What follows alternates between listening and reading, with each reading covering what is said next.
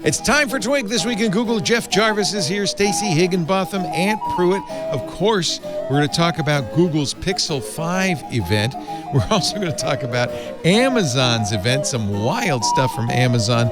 Then it's robots in the ceiling, it's schnozzes, and it's Google's birthday. It's all coming up next on Twig. This Week in Google comes to you from Twit's LastPass Studios. Securing every access point in your company doesn't have to be a challenge. LastPass unifies access and authentication to make securing your employees simple and secure, even when they're working remotely. Check out lastpass.com/twit to learn more. Podcasts you love. From people you trust.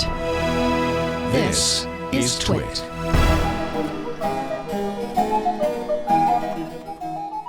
This is Twig, This Week in Google, episode 579, recorded Wednesday, September 30th, 2020.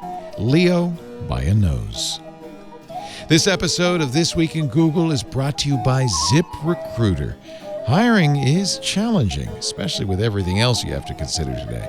But there's one place where hiring is simple, fast, and smart. That place is ZipRecruiter. Try ZipRecruiter for free at ziprecruiter.com/twig. ZipRecruiter, the smartest way to hire. And by Twilio. Strengthen your customer relationships by uniting communications across your entire business. Get everything you need to build and deliver a new customer experience with Twilio. Go to twilio.com to learn more. It's time for Twig, This Week in Google. And with us are This Week in Google Cateers. Twigs Cateers. Stacey Higginbotham is here from StaceyOnIoT.com. Wait a minute, that's not Mike Elgin. Ruh-roh.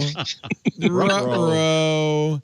And it's John, the new and improved Mike Elgin. That's what happens when you leave us. Total upgrade. We forget you. No. We make I you don't into know. someone Like, else. if I could have his wine and food collection, I know. I'm like, And he's going I'd back be to Mike go. Elgin. They're going back on their Gastro Nomad Road and everything. I just, so jealous. Stacey, though, look where she is. She's somewhere magical with trees and plants. That's a great. Now you've got it, man. Looking good. It's Just looking good, Stacey. Locked in. You're up at an 8. I think you need a little bit of art on the wall behind you. Oh, please. there's art over there. If there were art on the wall behind me, it'd be too much. There's art up there. There's enough art.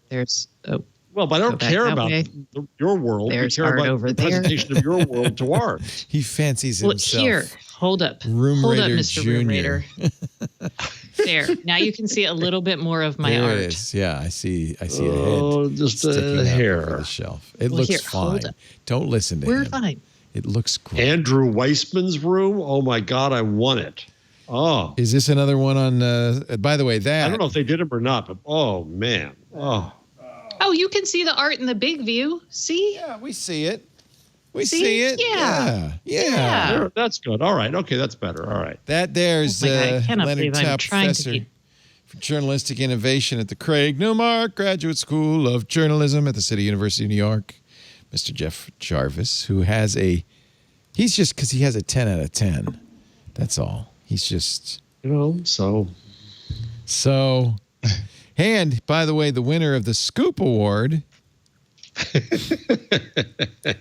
Congratulations. Thank you very much. It was fun. They showed, somewhere I have that video. I should actually show it. They showed a video of all of Jeff's friends saying how great he is. The kind of things you usually only hear at your funeral. Right, exactly. So it's nice to get that when you're still alive. It is nice. Yeah. It's nice. I was going to be in Hamburg last week. I was going to have good fish and a little award and nice meetings. So that was scheduled. Instead, I got up for Zoom at 6:30 in the morning. Sorry, I'm not laughing. I'm just like, no one oh, should that have to is quite speak the German letdown. at 6:30 in the morning. That's just too much to ask. Too much to ask. And there's Ant Pruitt, my friends. Yay! Pruitt Gruitt. He's the host of Hands-On Photography and Hands-On Wellness. And it's very nice to see you. Welcome. You too. We came in to a fun little Google event this morning, all jazzed.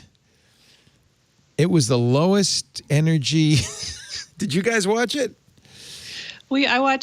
I did a really cool event beforehand, and I can tell you all about it if you want, but I clicked over to this, and the only thing I ever come to Google events for is Mark Spates' outfits, and he did not let me down. So thanks, Mark. Oh, good. I'm glad you got something there. He was the guy with the red, was it the red lapels on his high collar jacket? It was wild.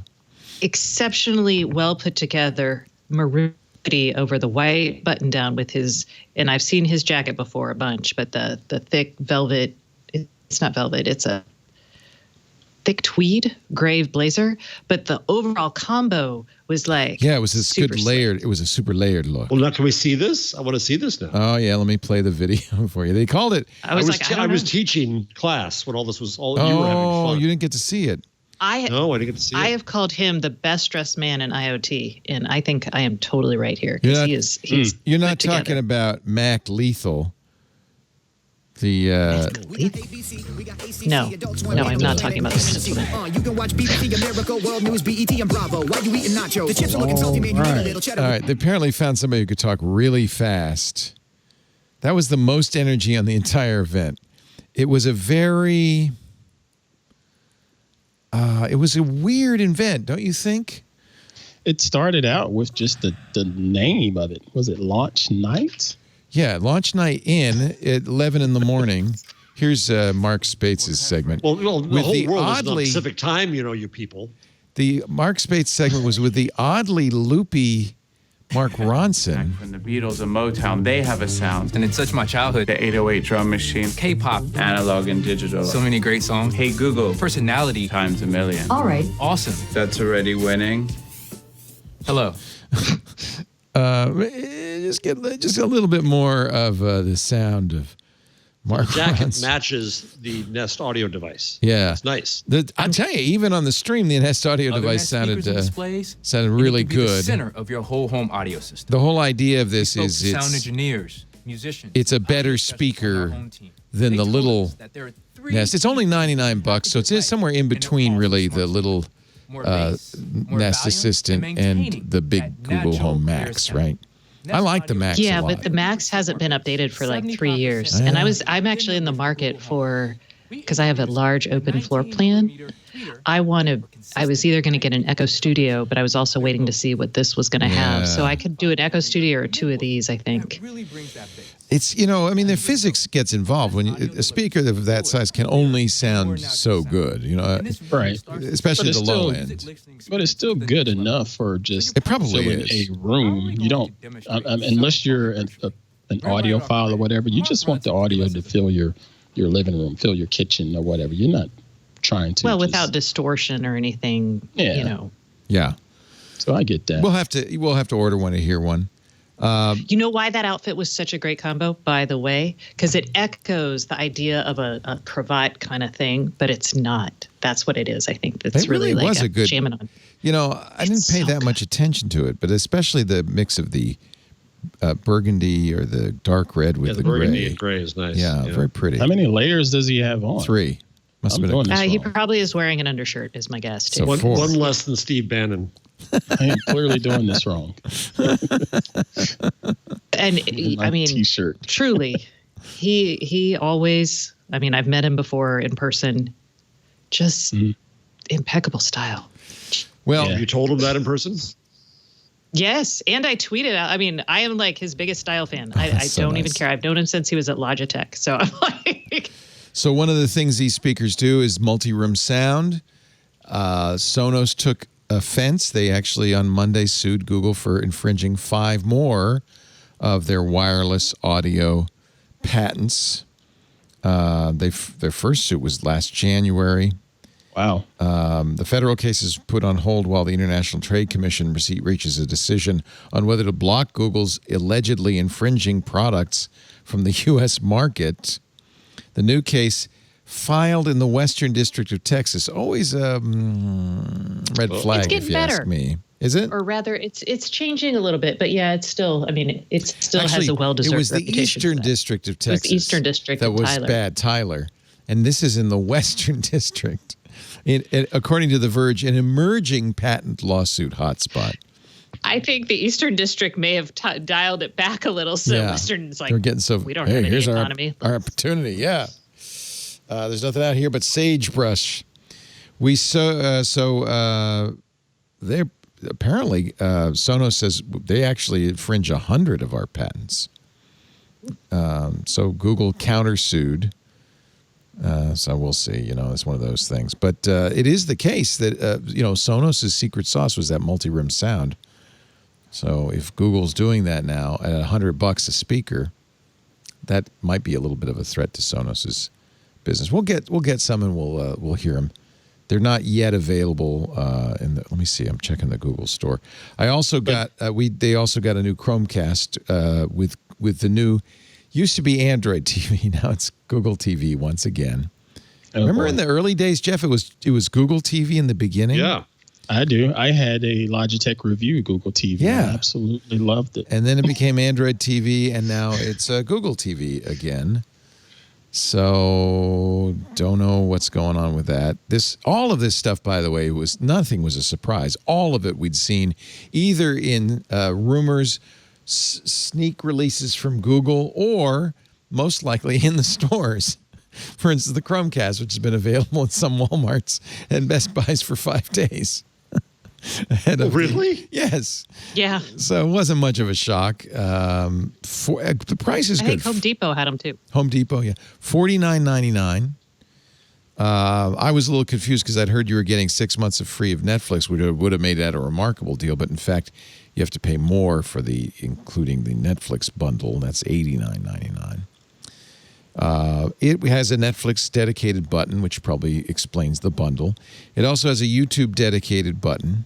I gotta play you though the video from it because they likened it to a bowl of the remote control. It has a remote control, which is a first for Chromecast. That's how it has a button, huh? Yeah, and the remote control has a button for Netflix and YouTube, which you can make either YouTube or YouTube TV. But the funny thing is they likened it to a bowl of candy. Which is not the first thing I'm looking for in a remote control, especially since the kids might eat it. The new YouTube TV's a new interface, but basically the same functionality. They did mention a lot about HBO Max. We were missing so many technical details. HBO Max currently won't work on my Android TV from NVIDIA, the Shield, but maybe they've made a deal, and maybe that's what they were trying to tell people. They didn't really make that clear. Right. Oh yeah, did you know the new Nest speaker thing, the Nest Audio? It's got the same machine learning chip as the Nest Mini from last year. It's got 1 teraops of processing power. Wow. It's a entirely new, and so it allows you to access and command your things faster. But they didn't talk about any of that, which I guess is part of this point of all these virtual events. It seems like they're talking more to the buyers as opposed to the tech press. It was just an ad. It was like a television ad. We're going full Apple on these, and it sucks as a reporter. Even Apple says more than this. Yeah, I just How long did it last? Apple is a little more proud. It was 29 minutes and 59 seconds. It was exactly. That's nothing. 30 minutes. It went very quickly. It was just an ad, basically, pre-recorded. Which is what the last Apple was too. Once you take the screaming, roaring geeks out of it, it's an infomercial. That's what I'm saying. Yeah, that's why I'm a little disappointed because, the fun of, as a member of the tech press, I want there to be something for us. Fine if you're going to do an ad, but then I need to have some content around this that actually tells me like, hey, this is new, this is exciting. And all they're doing is just giving me a reviewer's guide, which I'm kind of like, and they're not even that awesome. So you want something a little more hands-on in these demos? Because they could emulate that, right? Or simulate that, right? A better demonstration or just meteor. Like I am doing a call on, let's see, what day is it? I don't know. I'm doing a call Friday with Google to dig deep into the technology. Good. Nice. That's what you want, You want that as part of these events because otherwise I'm just sitting through a freaking ad. Yeah. Yeah, and that's what it was. It wasn't even a very energetic or enthusiastic ad. It was kind of like, I don't know, maybe that was just me, but it felt a little enervating to me. It was like, oh, yeah, we got some stuff. For instance, the phone, which is the phone strategy, please ask them about this. It's very confusing because they basically announced a Pixel 4a 5G version, which pretty much seems like the Pixel 5a. It has the same camera as the Pixel 5. You know, the 3a was this. It's very confusing. I don't understand what the role is in this whole thing. Will there be a 5a? What would it be? It's very similar in every respect to the Pixel 5 with 5G, but it's just less expensive. That is one good thing. The Pixel 5, there is no XL, but the Pixel 5 is $699, so they were able to get the price point down. 2 lenses, a wide angle and a regular lens. I think there's some new features, I guess. Wait, can we talk about the best feature? Are you talking about the wait for me on hold till somebody comes back? Yes. That How is did I know? would buy a new phone just for that. I suspect you'll get that on your old phone because that sounds like a software feature. It's all software. It is. Yeah. Yeah. They call And I mean, we're pulling back from $1,000 phones. That's nice. I'm actually okay with that. I don't know about everybody else. Me too. Oh, no, and that's good. Absolutely. Yeah. And we haven't had, I mean, the form factor has been stable for a while. I think if you look, what we're going to see is, I mean, it's not worth it to put out a full new design. It's a lot of manpower and testing and things to do something like that, when really you could probably just cram some software updates and like slightly tweak the hardware in a way that's necessary, like adding a 5G radio. So I kind of look at this as at least they're not putting a lot of effort in and rewrapping, I'm going to say old technology, even though it's not really that old. I mean, it has the new Snapdragon, not the Plus, but the 785 regular every day. I think it's a C or something. The Qualcomm 785 regular Snapdragon. Regular, everyday, standard version. I wanted the But is menthol. it still worth $700 though? I don't know. Maybe it's just me. I don't think maybe not. phones these days should be over not. 600 tops. There are plenty of good choices even at $400 and $500. So maybe not. Yeah, maybe not. What's the difference? That it was what you were going to, Leo. So the difference between the 4A and the. Let me pull up their comparison chart, because you need the comparison chart to figure out what you're getting. So the 5 is $699. The 4A 5G is $499. The 4A is $349. The biggest of the three, by the way, weirdly, is the 4A, which is 6.2 inches. The 5 is 6 inches, and then a little smaller, the 4. I'm sorry, the 4A 5G. The weird thing is those 3 images are the exact same size, aren't they? I know, yeah, they look like it. Yeah. They have got rid of the chin and the bezels at the top and the bottom. It's pretty. They go almost edge to edge. So the displays are both 1080. I think you're getting 90 hertz only on the 5, up to 90 hertz. HDR support is available on the 5 and 4A 5G, but not on the 4A.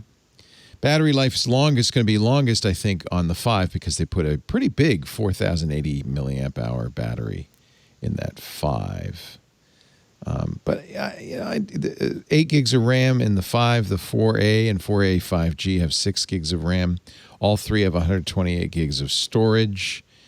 The 765G with octa-core is in both. Now, this is where it gets very confusing. Why would you buy the 5? Yeah, well, good question. It's in both the 5 and the 4A 5G.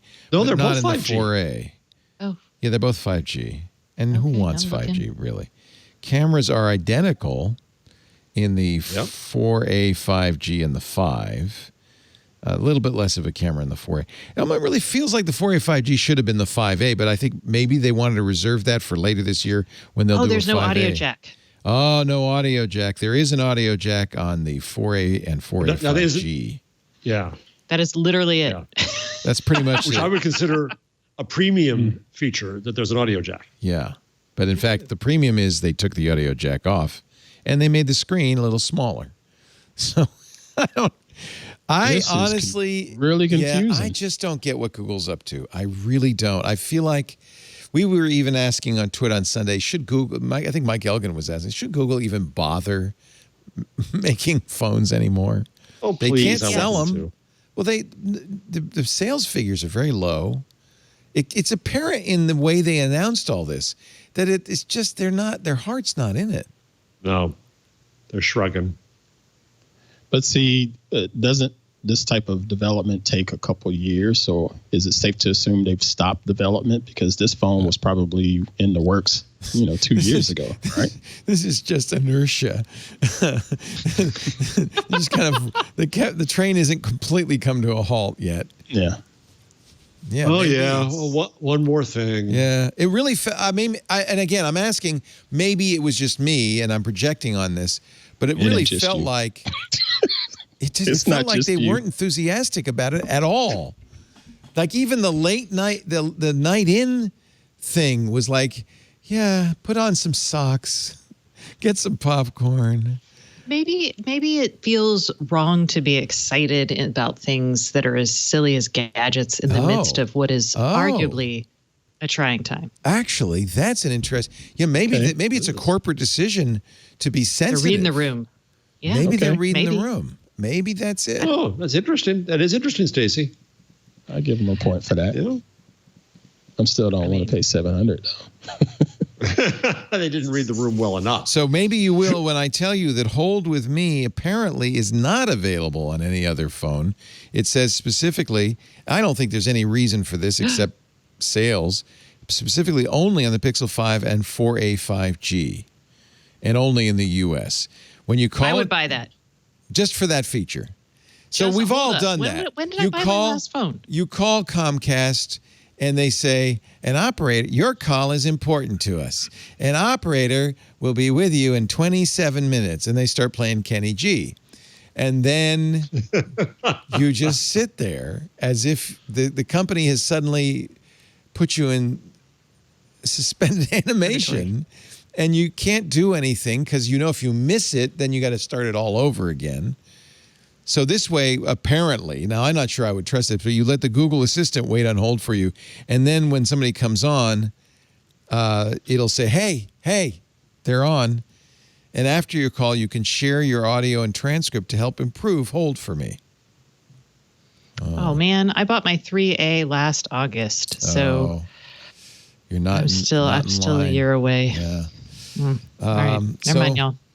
You can actually turn this on when you're on a call. Oh, but important. Hold for Me may not detect when the representative returns to the call in every situation. You can't do anything with your phone, like play music or other audio when Hold for Me is active. I think I'll hold off on this for a little bit. I think they were trying hard to find one. Yeah. Anybody got an idea? The intern has an idea. Here, the old people hate Right. hate hold. Can we do anything about I hate that? being on hold. It's an effort. Really, I feel, that feels like somebody had a bad experience with Hold, right? And was like, I totally can do something about that, which I would totally do if I had the key. I'd be like, oh, screw you, Comcast. I am totally engineering my way around this problem. So here, this is actually good. They even have the video. Your call will be answered in the order it's received. And it says, somebody's talking to you. I presume the assistant comes on and says, hello, this is Leo's phone. I'll get him. He'll be right there. He'll be right with you. I like the idea, but let's think about the customer service rep on the other end of that call. Say now at they're waiting for the you. likes of Comcast. Ha ha. That's been getting their butts chewed on for the last hour because their service is so bad. They get the opportunity to hang up and clear out that queue by one more call. Yep. On the other hand, if customers are just 10% less angry when you get them on the line, That's true. just 10%. It could be nice. Yeah, I give you that. That's true. I try really hard not to take out any of my frustration. I always take a deep breath before doing anything with a customer service person because it isn't their fault. That's true. So I encourage everyone, even And many if of it us is make it frustrating, that way. Jeff. So based on what we just saw, would you pay $200 more for the Pixel 5? That would be no, sir. I feel like not. So There's nothing. yeah, There's the audio $499. jack. That's a price you like, right? Yeah, is that okay, Ant? $4.99? $4.99 is reasonable. And honestly, the 4A has features. The 4A 5G has features over and above just the 5G. It really is the 5A. They really should just have called it the 5A. Yep, that's I don't get it because it's got more battery. It's got a bigger screen. In fact, it's got the biggest screen Google offers now, 6.2 inches, bigger than the 5. Very weird. It does. It feels like, hey, we got 100,000 of those screens left. Why don't we make a phone? I was just thinking about that. Yeah, they've got, maybe they could only buy certain parts in bulk. So they were like, just jam it in there. Yep, hurry up. I don't want to warehouse not as bad as Canon with their R5, the way they marketed that piece of equipment to be a cinema camera when it clearly isn't a cinema camera. Stops working after 30 minutes, et cetera, et cetera. So I have to say, I loved the Pixel phones. I loved the Nexus phones, and I love the Pixel phones even more. I think the original, the OG I love the Pixel. clean Android. Yeah, they were great. Android. Yeah. But what's happened is Samsung and others are OnePlus and Motorola and are very clean Android now. Even Samsung is barely modified. Yeah. I love the Pixel phones, but I don't know if I'm definitely not in the market for a new one. I like them. See, now you know where in a year you're going to know how I feel now with no Pixel books. I held out the tiniest hope. The tiniest hope they'd say one more thing. No. Did you see Kevin's story from was it last week? Yeah. Yeah, we talked about it. Yeah. Kevin's an optimistic, civilized, decent person who tries to find the positive things in life, and I don't. He basically said the Pixel book goes fine. Just get it, Jeff. He might as well have put that. Just get it, Jeff, in the article. To be honest, I'm getting the go. You're getting the go. Good. Well, so what's happening to mine right now is the battery gets down to about 40%, and then suddenly zip, zero. Yeah. You need a new battery at least. Yeah. The new so they announced the new Chromecast. We talked about that. Doesn't work with Stadia. So this is just Google all over. It's like, we couldn't get in touch with that team in time. So we were wondering during the event because Stadia, if you got the Pro version at the beginning, you'd get a Google Chromecast Ultra to play games on your TV with Stadia. That's great. Mm-hmm. But this new Chromecast is Google TV, and Google TV, formerly Android TV, never worked with Stadia. So Jason and I were wondering, well, what does that mean? Is this going to? Well, now we know. It's Dieter Bohn asked, and he said, no, the new Chromecast will not support Stadia, not at least at launch. Right. Sometime in the first half next year, it will. Update. Yeah, that makes sense. Just fix the code down the road, please, for the 4 people on Stadia. I'm thinking people increasingly are going to say, I don't trust Google to stick with anything. I just don't. Now, I love the Nest stuff, by the way. Yeah. I might well get those little Nests because I love my big Google Home Hub Max. And I love my Google Nest Hub Max. Display. Can they fix the freaking naming? So what the Max speaker I like. The Max display I like, too, actually. So I could just say I like the Maxes. Both Maxes I like. The Maxi. Maxi.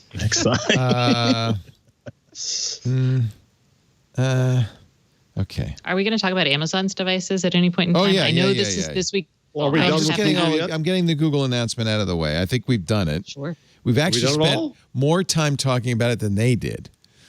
That's just us. That does not surprise me at all. Wait. You didn't do the new, more helpful editor for Google Photos. Yes. Oh, that's right. And where you could take pictures in the dark, which was exciting. Yes. And they have a new lighting in the Google phone, a new light. You can move the lighting around. I don't know if that's going to be in Photos or not, but they said, and you can even do this with a 5-year-old picture. So I suspect it's actually in Photos that you could pick a lighting point. That's a nice feature, right, Ant? As long as it doesn't look like you're doing that. Yeah, just just do it tastefully. Some people will Tastefully. get confused about it. You know, they'll have help me the understand what light that on one means, side and the shadows on the same side of the light and stuff Right. like that. So yeah. That's a Oh, good okay. That's point. pretty cool. I'm watching it now. That's pretty cool. Yeah. Yeah. Is that on the? Should I show that? Is that on the page? Apple has done They have a little similar demo thing. of the lady And standing the way there with Apple the big presented it window. was pretty cool. Yeah. So there you have it. There you have You it. sound week so in Google. thrilled, sir. It's been nice. It's over now. We've talked about everything with Google. The show's over. That's it. It's done. Did you celebrate? Did you celebrate Google's 22nd birthday? Maybe that's it. They're just getting old. 22nd isn't old. It is for Google. They had a giant today's socially Google. distanced. They did a Zoom call. Oh, I'm sorry, Google Meet call for their birthday. Stacey is the official definer of old. So 22 is not old. We should bring in my daughter for that. Yeah. Yeah. We would all be old. Yeah, you're old. Oldish.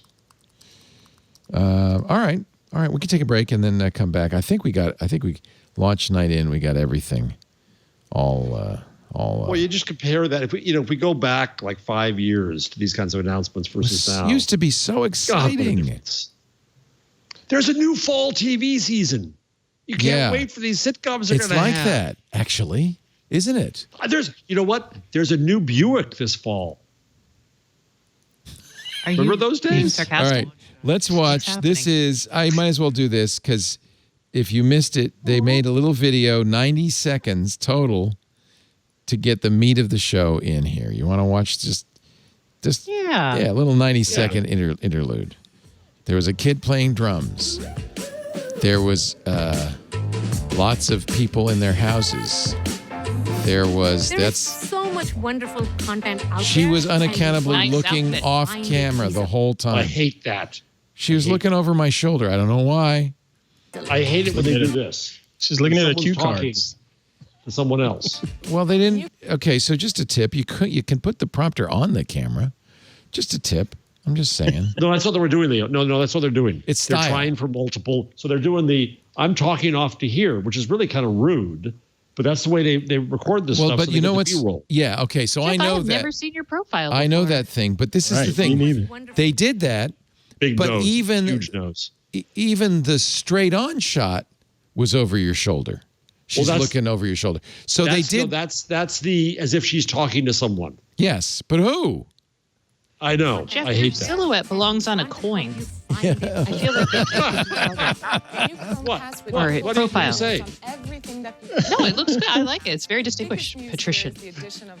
Yeah. Oh, you do coin. belong on a coin. Regal. I want the Jeff Jarvis quarter. All right. That's the thumbnail. Jeff, when you die, I promise I will work to memorialize your profile on a quarter. When I die, thank you very much. Well, I don't get a silver dollar. I get a damn quarter. Thank you very much. I was going to say you should put him on a wooden nickel. don't knock 'cause the my- quarter. Wooden nickel. A wooden nickel, I can guarantee. Actually, I'm sure I can find I somebody. who'll expect. do that. I want it to be scowling. Let's see. Oh, Jeff, Perfect. you don't have to be Yeah. angry. He looks like our look, eighth- just look Our eighth snotty. president. The little-known Jeff Jarvis, President Jarvis. Which is my wait. Which is my better side? Okay, One. okay, 1 or 2. Or two? No, No, one. no. You're showing you need more of a Changed your 50%, not a 3/4. Or Yeah. one? 1. All right. We'll go to 2 One? and show us the actual profile, not the I'm looking over my shoulder. look straight ahead. went too You're looking far. too hard. You're looking too hard to the too right. far. Look more to the left. Look closer to us. Turn a little bit more to us. Smidge more coming, Jeff, Jeff. you have there you go. quite the schnoz there. One's better. I do. Wait a minute, let me So see. the thing is in the family. Can you do a 2-shot and see who's got the bigger schnoz? Oh, okay. All right. Yeah. Jammer B is going to kill us all. We'll do it in post. We'll do it in post. I feel like Leo, you have Jeff, your nose doesn't slope down as much as Leo's does, and yours has more of a slope happening. Slope. I don't What do you know. mean slope? There are words I didn't even know what a strong jawline was until forever ago, or a craggy facial feature. So I don't know how to Oh, describe it. man. Oh my god! So my kids. Your nose is bigger. Your whole. I win the Schnoz Award. Leo's nose is bigger than mine. I have a big nose. I have a big nose too. I'm laughing. My kids so hard. deny having the Jarvis nose. Okay, oh, Jeff. Which way do I turn? This way or this way? Other way. Other way. Other way. Oh, well, okay. Now you're okay. Okay, yeah. Stay looking there for a second. Don't look at the camera. I really still think Leo's is bigger. What do you think, Ant? No, I'm going Mr. Jarvis. Yeah, it's real hard. All right. Going Jeff, Mr. Jarvis. And Jeff's hair is definitely bigger. Much poofier. Much poofier. It's the Schnoz show. Meanwhile, back at Google. That's got to be the title. Come on, okay, Karsten. look. These the are Schnoz show. The Schnoz Schno. This is these are the three colors you can get. Doesn't this look like some sort of medical device, like maybe, I don't know, a heating bag or something? It's very ugly. It's a lot larger. It's but pink I mean, it's still just a blue and dongle. white. It's just hanging off your TV. And then they likened the remote control to a French macaron cookie, which was kind of... What? No, that is not like a macaron.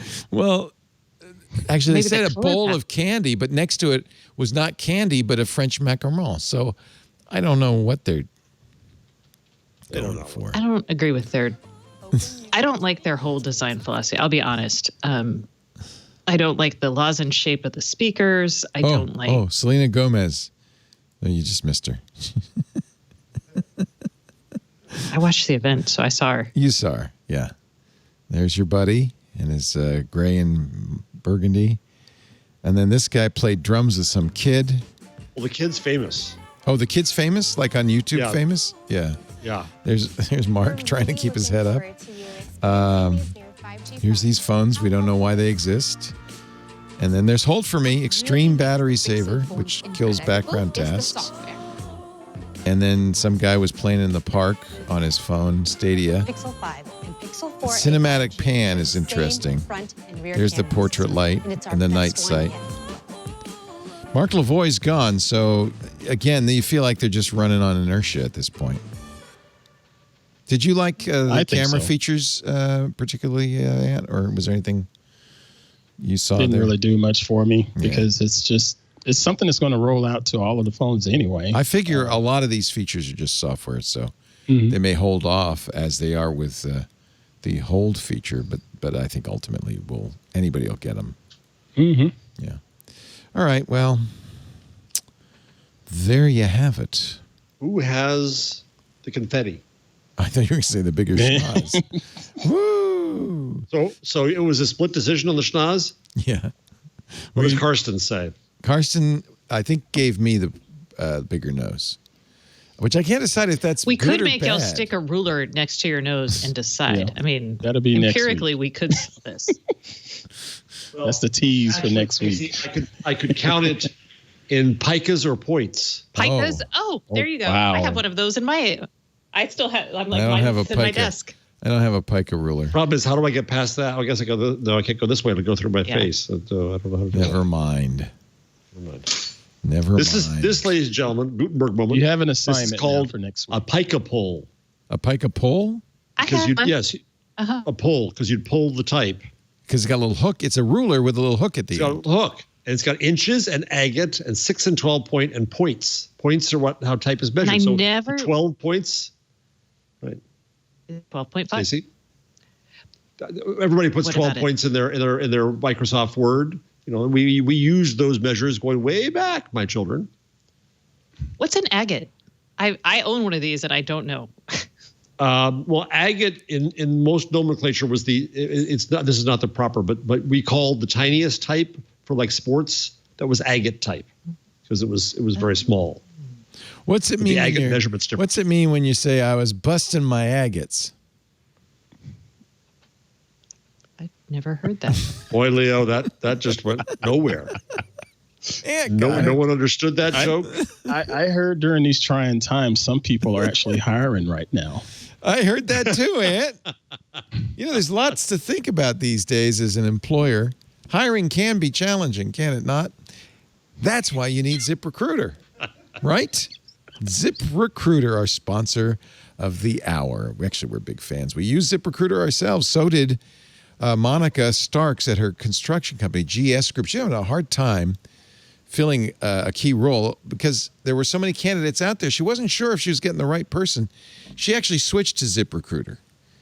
Her problem wasn't that she didn't have a lot of candidates. It was figuring out which of those candidates is the right one to hire. ZipRecruiter's technology makes it so easy. They identify people with the right experience for your job and actively invite them to apply. That's one of the great reasons we use ZipRecruiter, and you should too. You can try it free at ZipRecruiter.com/twig. Monica found Lamont Jenkins. She said ZipRecruiter sent her Lamont's profile 5 minutes after she posted the job because he was such a great match for the role. That's actually not at all unusual. We had that experience too. I've told the story. Lisa posted at breakfast, and by lunch we had 3 or 4 really good candidates. She was worried. She thought, I can't fill this job. I'm going to have to do it myself.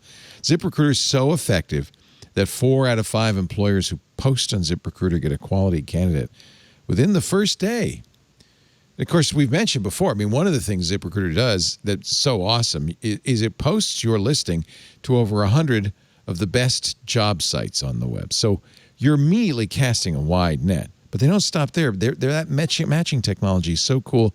It scans thousands of resumes to find people with the right experience and then says, hey, you should apply for this job.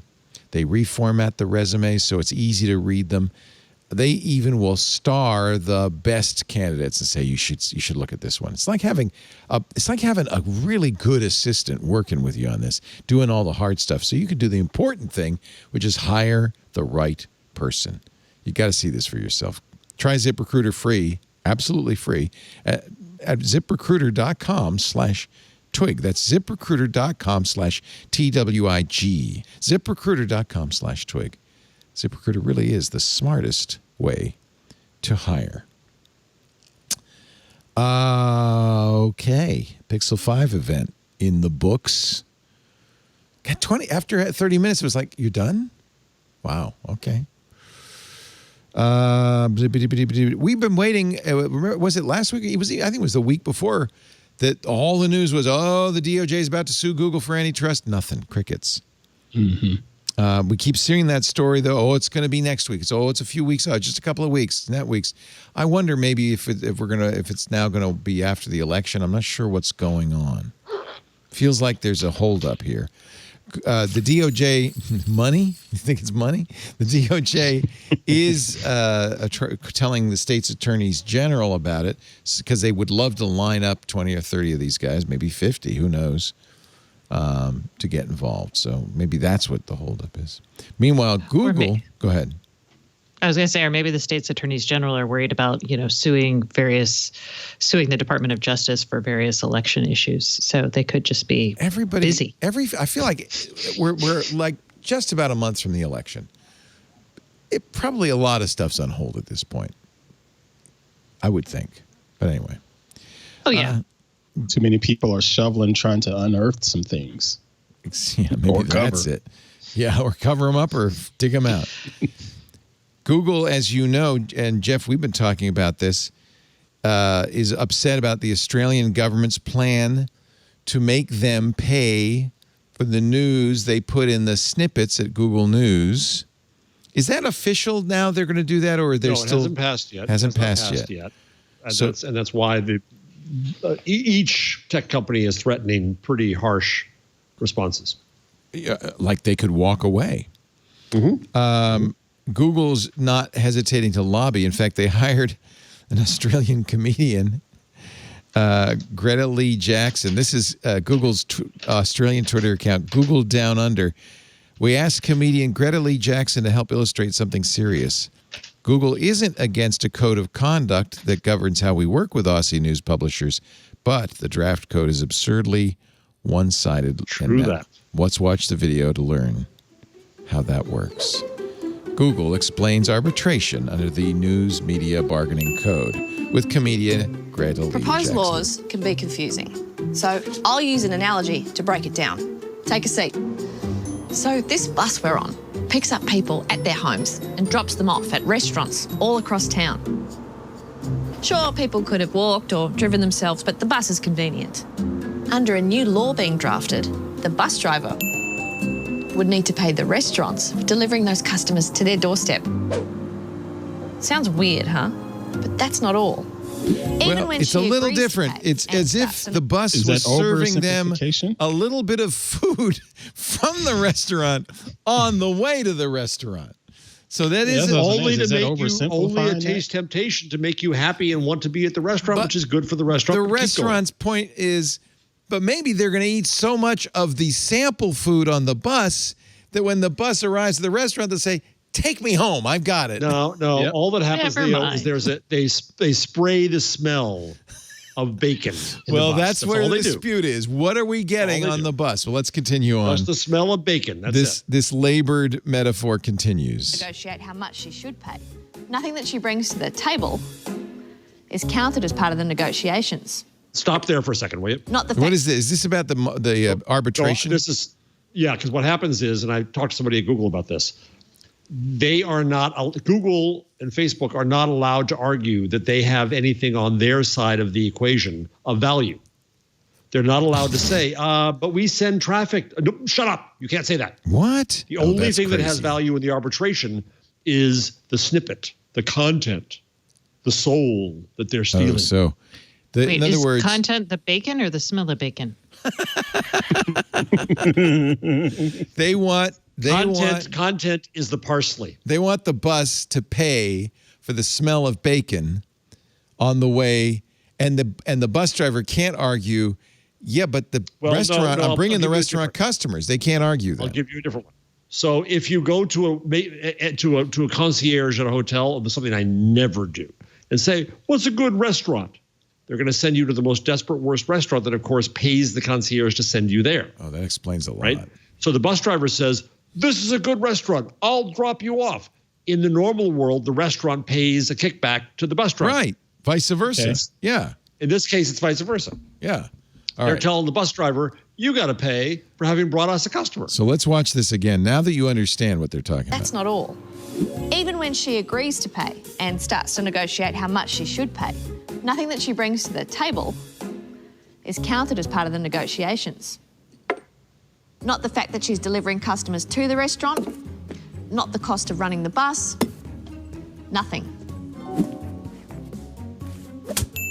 Restaurant owners putting a bill on the What's more absurd, she'll also be asked to cover some of the restaurant's costs too, like half their electricity bill. Is this a joke? No, mate. I may be a comedian, but this is no laughing matter. Google isn't against a code. We're just asking for a fair one. #@faircode. So, okay, maybe not the best analogy. Yeah, but they try. Because the real issue, I mean, all of that stuff is actually at issue. I agree with Google on that. But there's also this issue of, does the food you're serving people on the bus satisfy them to the degree that they don't end up at the restaurant? And that's kind of, isn't that what the publishers are claiming, is that snippet satisfies so you're not driving traffic to us? I think it's true for some of the people. I think probably some people will be satisfied with the smell as opposed to the bacon, and some people won't. And I think everyone's trying to grab everything they can, so it makes sense. And this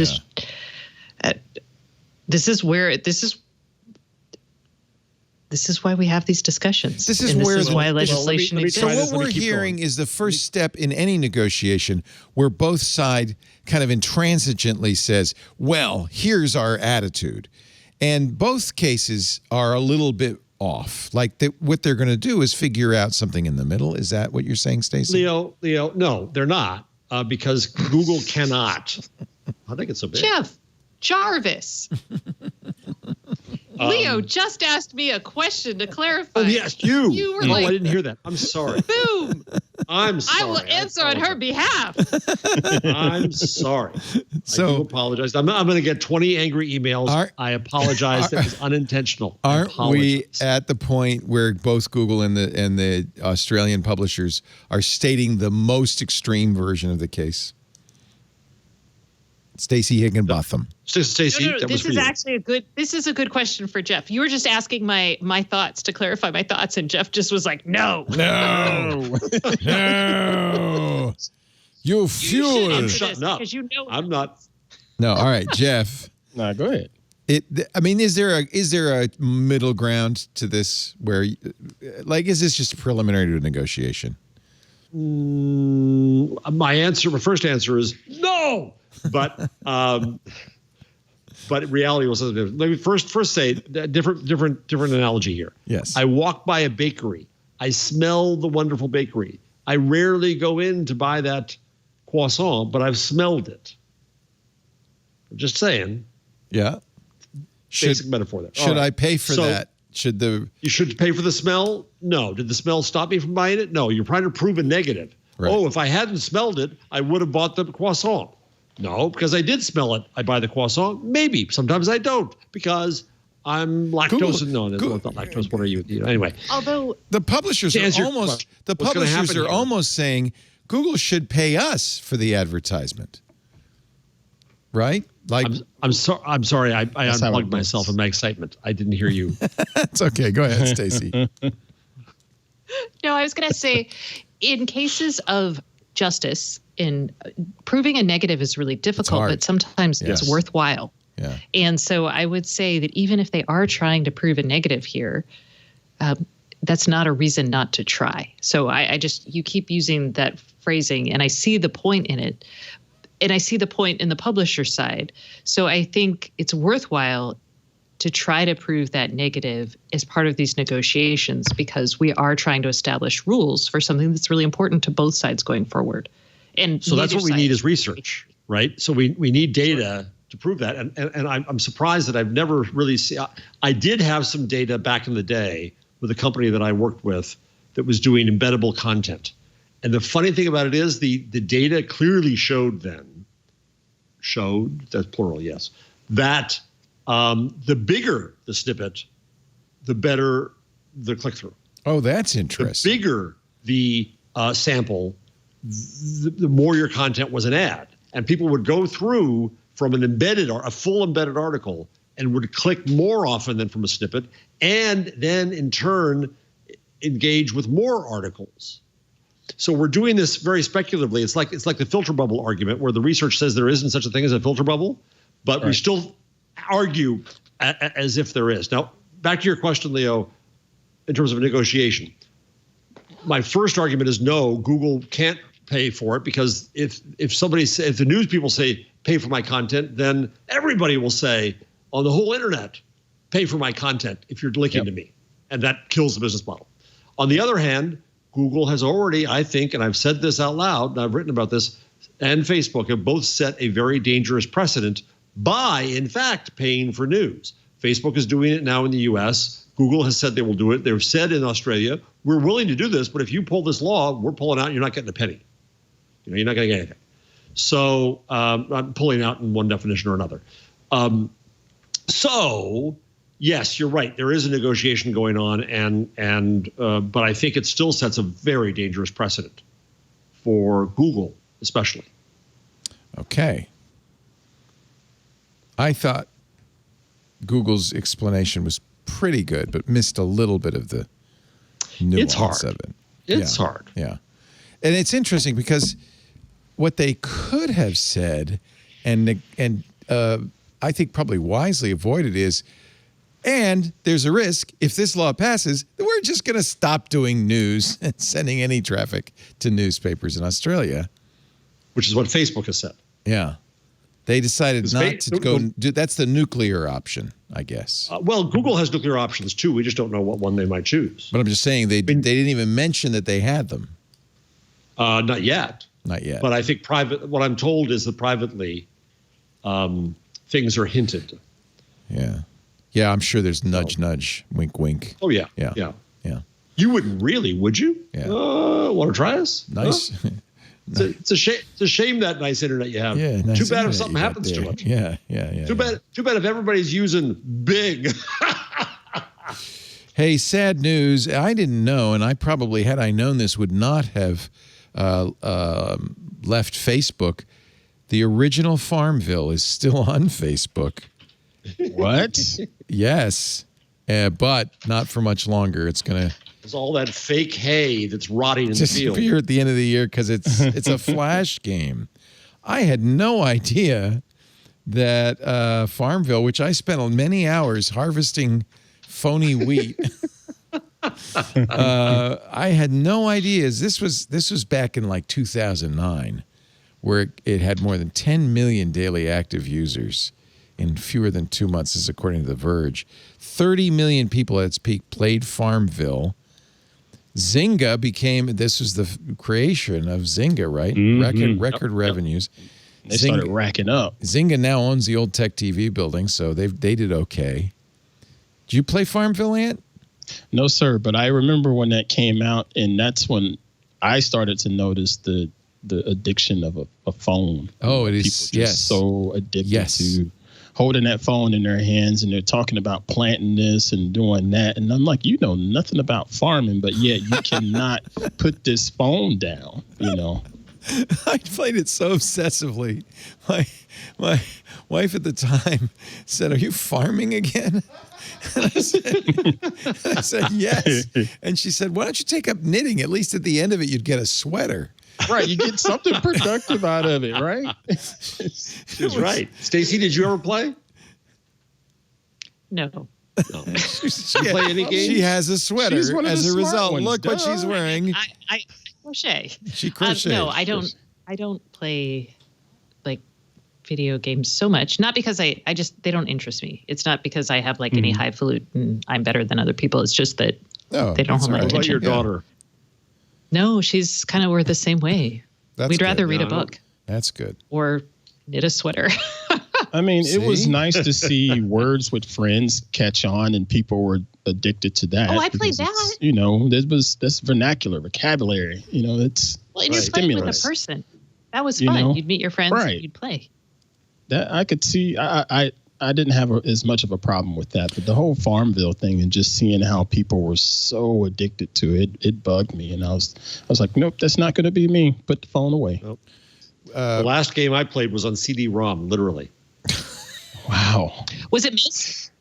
Myst. Yeah, Myst. Yes. Was it? It was. Good guess. Wow. Stacey Higginbotham. You know what? If you guys like gaming and you're of a certain age, and I'll just, because we're talking about this, my friend does a newsletter called 40-Bit, and it's a gaming newsletter written by someone who's about 4 years old, designed to like evoke that nostalgia, and it's just talking about gaming from a casual old person gamer's view. I don't know. I like it. Wait a minute. Oldish. Sorry. 40 is old? Oldish.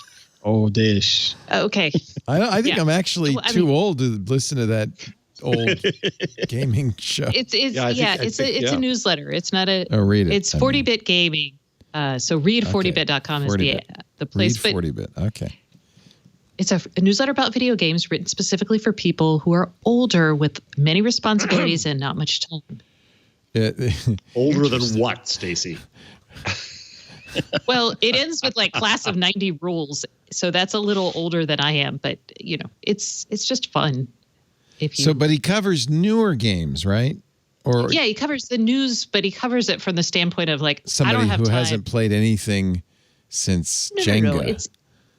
It's the idea that you don't have time to like, because a lot of gaming publications are super intense. Oh yeah. So this is like I'm interested, but I'm not that intense about it. So it's like, hey, how much does Stadia cost? Is Stadia better than Luna? Is, whatever. Oh, I see. Okay. Oh, cool. Well, and he does quote Kevin Toffel. Yeah. So Kevin actually occasionally will write for him, just because. Yeah. Nice. It's a guy I used to work with. Nice. I think Stacey, I like the Myst? concept. I did play Myst. And did you play Myst? That also may be the last game. No idea what that is, sir. No, MYST? Oh, that's a shocker. Whoa. That was a classic game. He might, I don't know. Ant's funny. I wasn't a gamer. Yeah. You know, I played Nintendo and Sega Genesis and PlayStation, and I played Oregon Trail, but most of the time I was Ant, you're right. This wasn't about games, though. This was about kind of like, look what my computer can do. Okay. It was a pretty like PC thing, and it was kind of puzzly. You know what, though, and that's cool? You can play it in an Oculus Rift now. I could see. You can you have to have a Facebook account. You can you can go to the Rift world. And don't raise that. It's going to set them off. And play Myst. This is nothing like the original. To travel this new path, not because it was required, but because he was astonished. But it's from the same company, Cyan, that did the original Myst. They're still alive? Yeah. I think the original Myst, wasn't it a HyperCard stack? I feel like it might have been. It was very limited by the technology available. This is better, Ant. This will give you what an idea. The problem is it's Initial very release static. date, 1993. It's pre-web. And it was a puzzle game. So this would, in a real game, look like you could, press the buttons and do stuff. And you could, but it wasn't animated. It would just, there was a little bit. It had some animation. There was a little bit of animation and sound. So it was, for our age, but it was beautiful. I mean, look how gorgeous it was. It was pretty. Yeah. And it was fun to play. I mean, you get kind of hyped up about the puzzles, but overall, it was not like, Doom or something that your heart rate would get up. Here you are on the Myst Island. Yeah. So Oculus Quest is going to have a 3D. That will be kind of fun. I'm starting to think I should have a Facebook account, not because of this, although that's one reason, but because basically now if you have any Facebook, you can get all Facebook. They're taking Facebook, Instagram, Messenger, and WhatsApp, and they're merging it into one big, not one app, but one account will serve you on all. I thought they did that those. years ago. Not with Oculus. There was some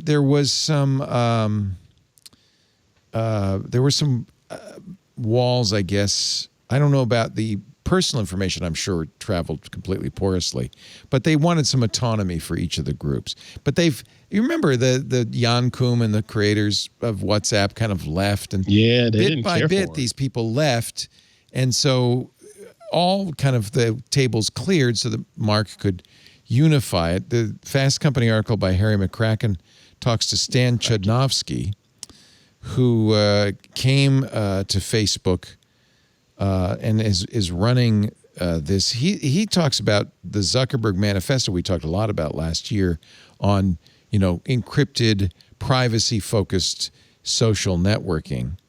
And that's, I guess, what's going on. Yesterday, Facebook introduced Account Center, which is a single hub where you can view change in settings across all the Facebook platforms. You can log into each service. You can automatically cross-post. I don't think they had that before on all of them. So you could push out something on Messenger, WhatsApp, Facebook, and Instagram all at the same time. That gave Instagram messaging features, which it had lacked before.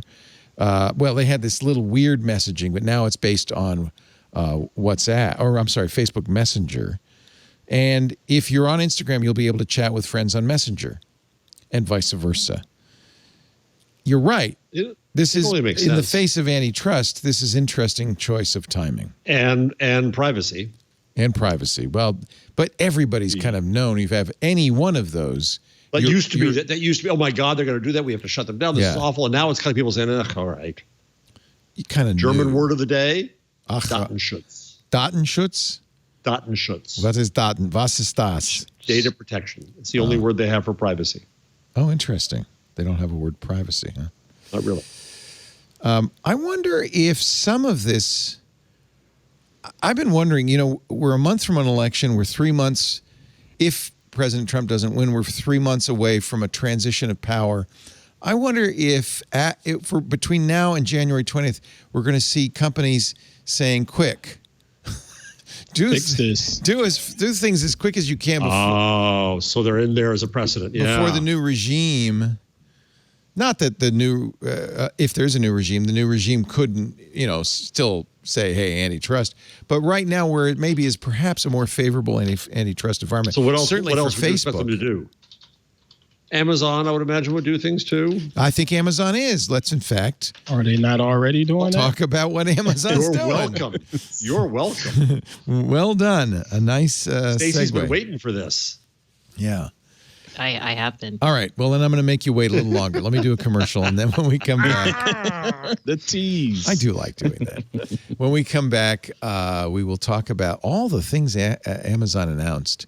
including a new gaming service to compete with Stadia, Google's gaming service called Luna. But first a word, and you know what? You're not going to mind this ad because I know you know, Stacey, all about Twilio. Twilio is, yeah. See, I knew I would get that reaction. I just wrote about them today. Aren't they awesome? They just actually did something new, didn't they? And it's not in the ad copy, but they just announced something. I'm trying to remember. I saw the news. Their IoT platform. That's what it was. Microvisor. You can go to my site and read all about it. It's like, ready? Twilio Super Sim had a baby with Electric Imp, and they created an IoT platform. What's really cool about Twilio is platform is a perfect word for Twilio. It's a communications platform. And if you're a developer, but you want to add all these great communications features to your app, to your tools, the place to go is Twilio. I even do it because I just love being able to engage with the global communications network in my programs with just a few lines of code. Twilio lets you engage customers on any channel, anywhere they are, from text messages to emails to phone calls to video and more. One single powerful platform, and yes, now an IoT platform as well. And let me tell you, they do this at scale. Twilio powers 795 plus billion interactions across all channels with 5 nines of uptime. That's 99.999% uptime. 3 billion phone numbers available across more than 100 countries. I mean, Twilio lets you do anything you want. Blue Apron powers their newsletter emails with Twilio's SendGrid. Netflix uses Twilio, you probably do too, for two-factor authentication. We love Twilio's Authy, but Netflix uses it on their side to make it easy for you to really secure your account. If you ever order a ride or groceries from Lyft or Uber and you get a text message, it's on its way, guess who? Twilio. Twilio.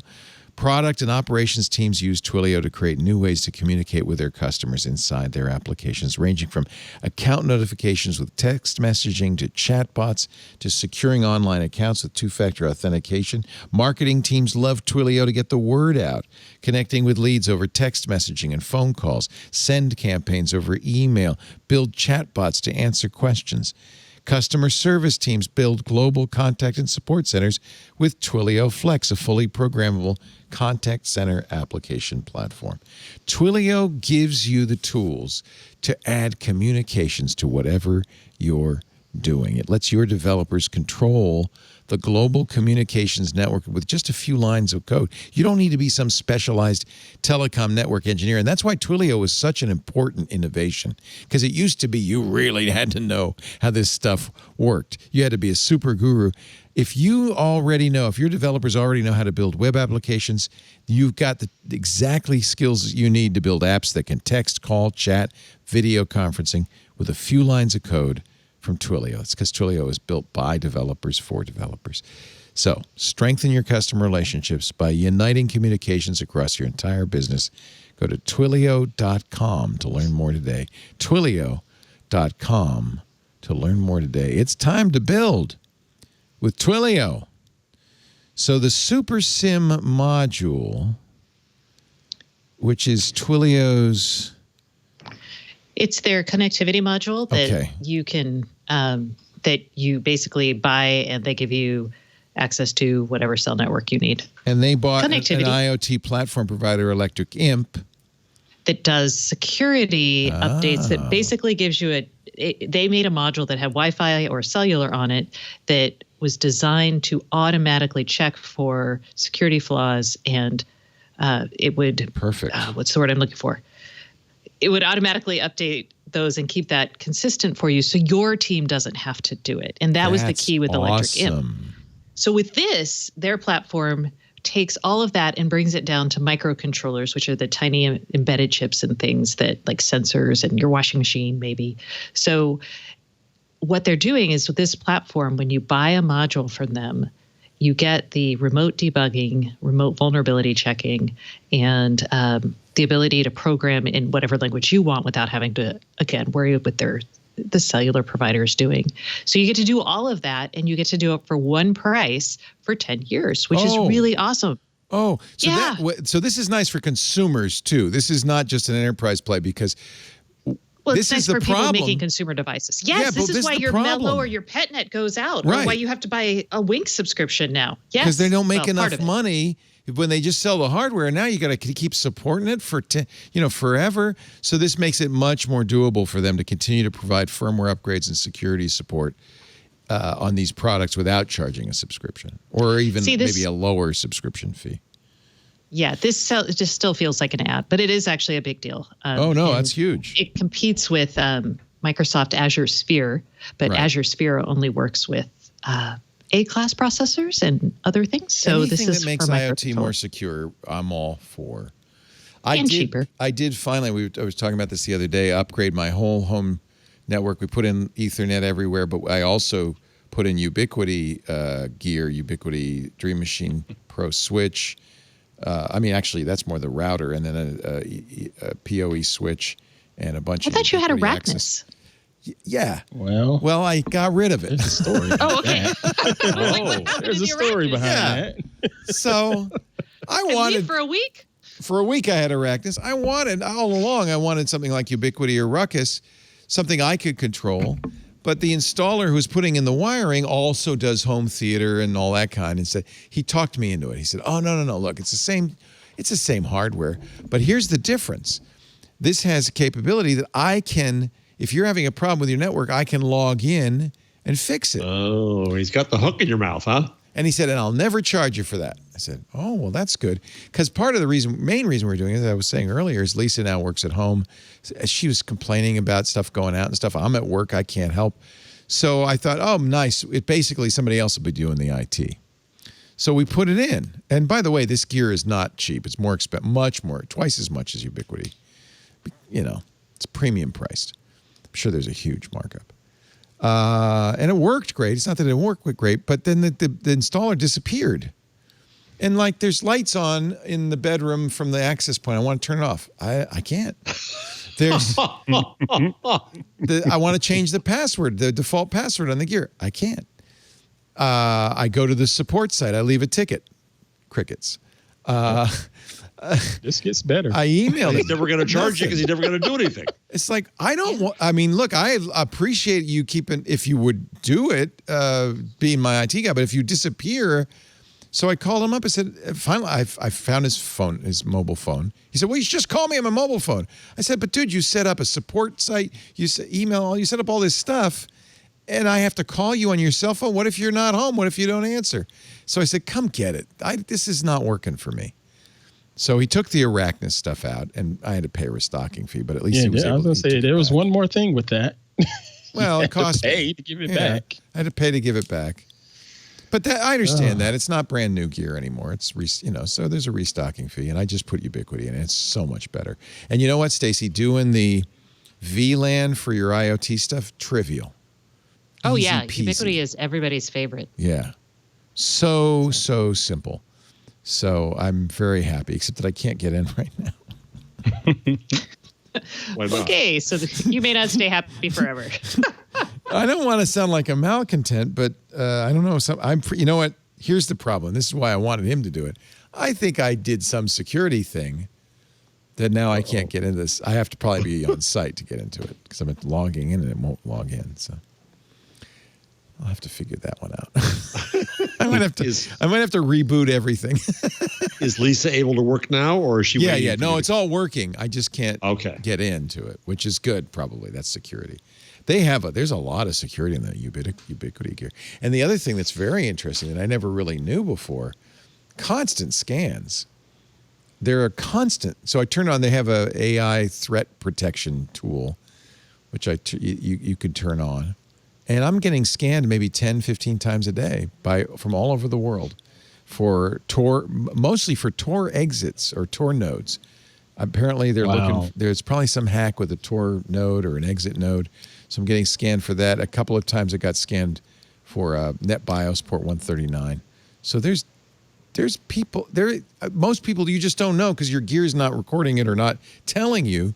But and by the way, this gear is all 100% stealth. I went to Shields Up, Steve's site, and it's not responding back. So we're just getting scanned. They're not the attack doesn't go on because they don't hear anything back. But still, the fact that they're scanning on these ports, I'm sure they're scanning the whole internet on these ports all the time. I remember years and years and years ago when I was trying to muck around with networking and things like that in the house and put FTP software on a computer to see if I could transfer files, and watching those logs on that FTP software. Yeah. Oh my gosh. Yeah. It's like, where is this coming from? Yep. Yep. Amazing. All right, Stacey, you've been extraordinarily patient. I gave you a little Twilio. Keep you happy.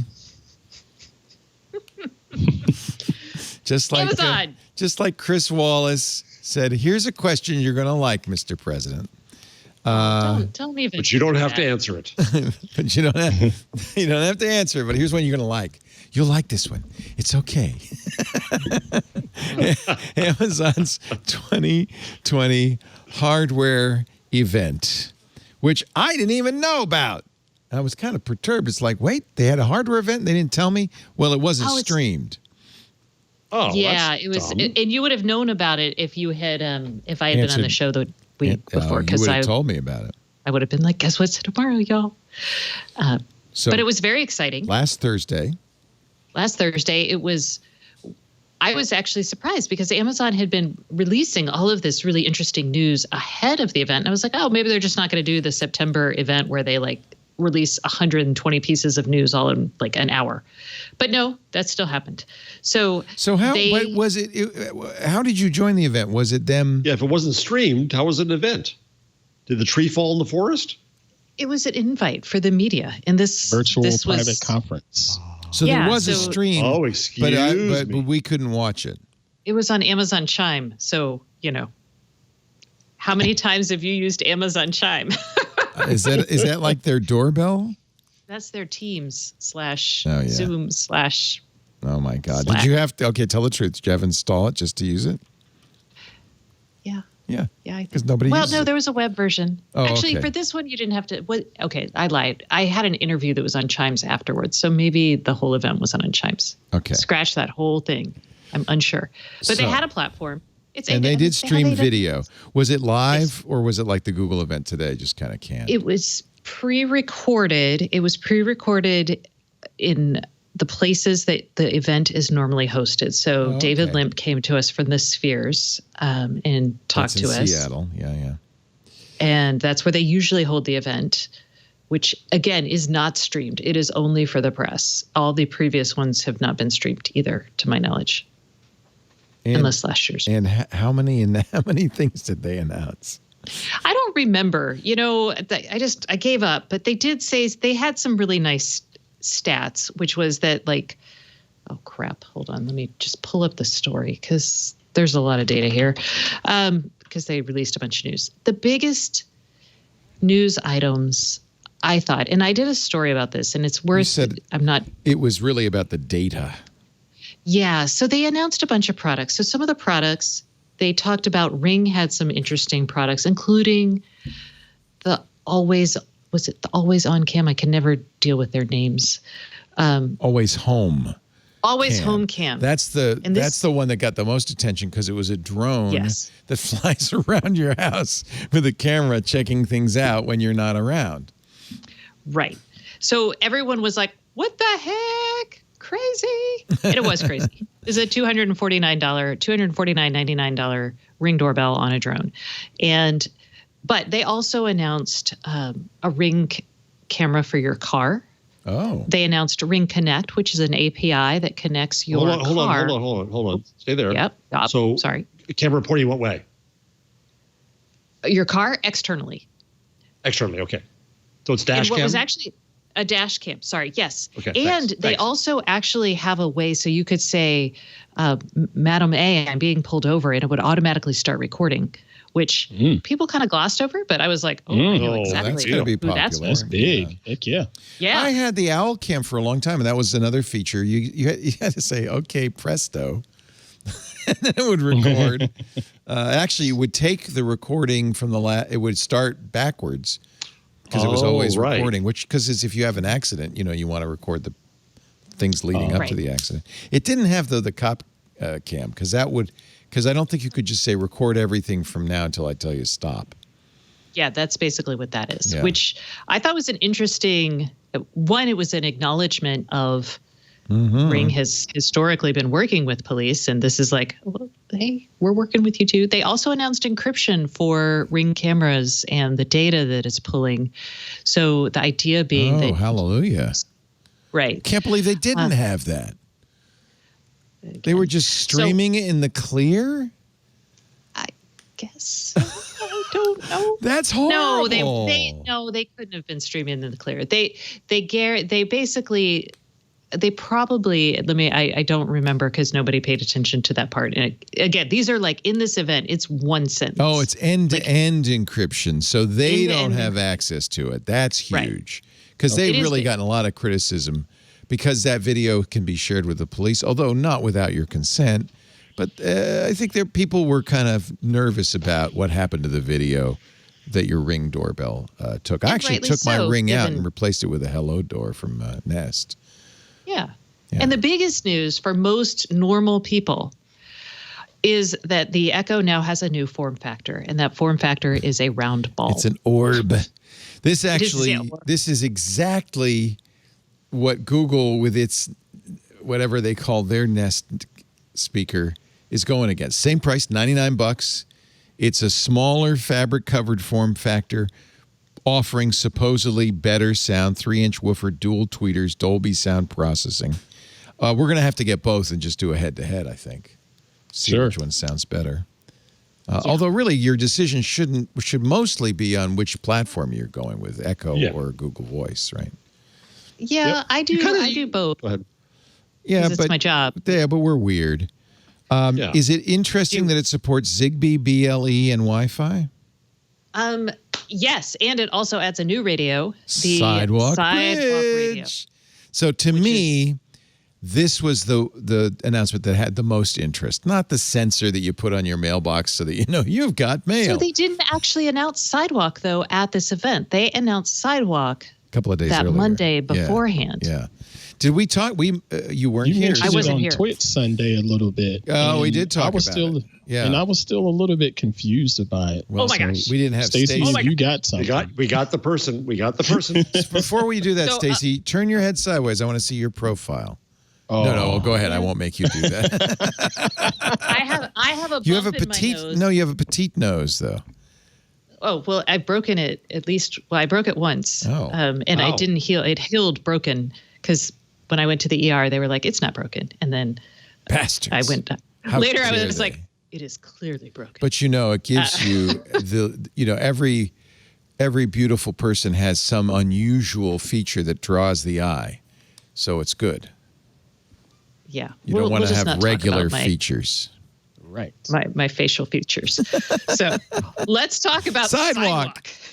But I hope when you got in that street fight that you gave it as good as you got. Oh, no, I passed out and I fell. Oh. You didn't have to tell me that. You could say you should have seen the other guy. I had a health thing where I passed out a lot. Oh, yeah, no, that's terrible. One of the downsides of passing out a lot is sometimes you land on your nose. Wow. So, Sidewalk.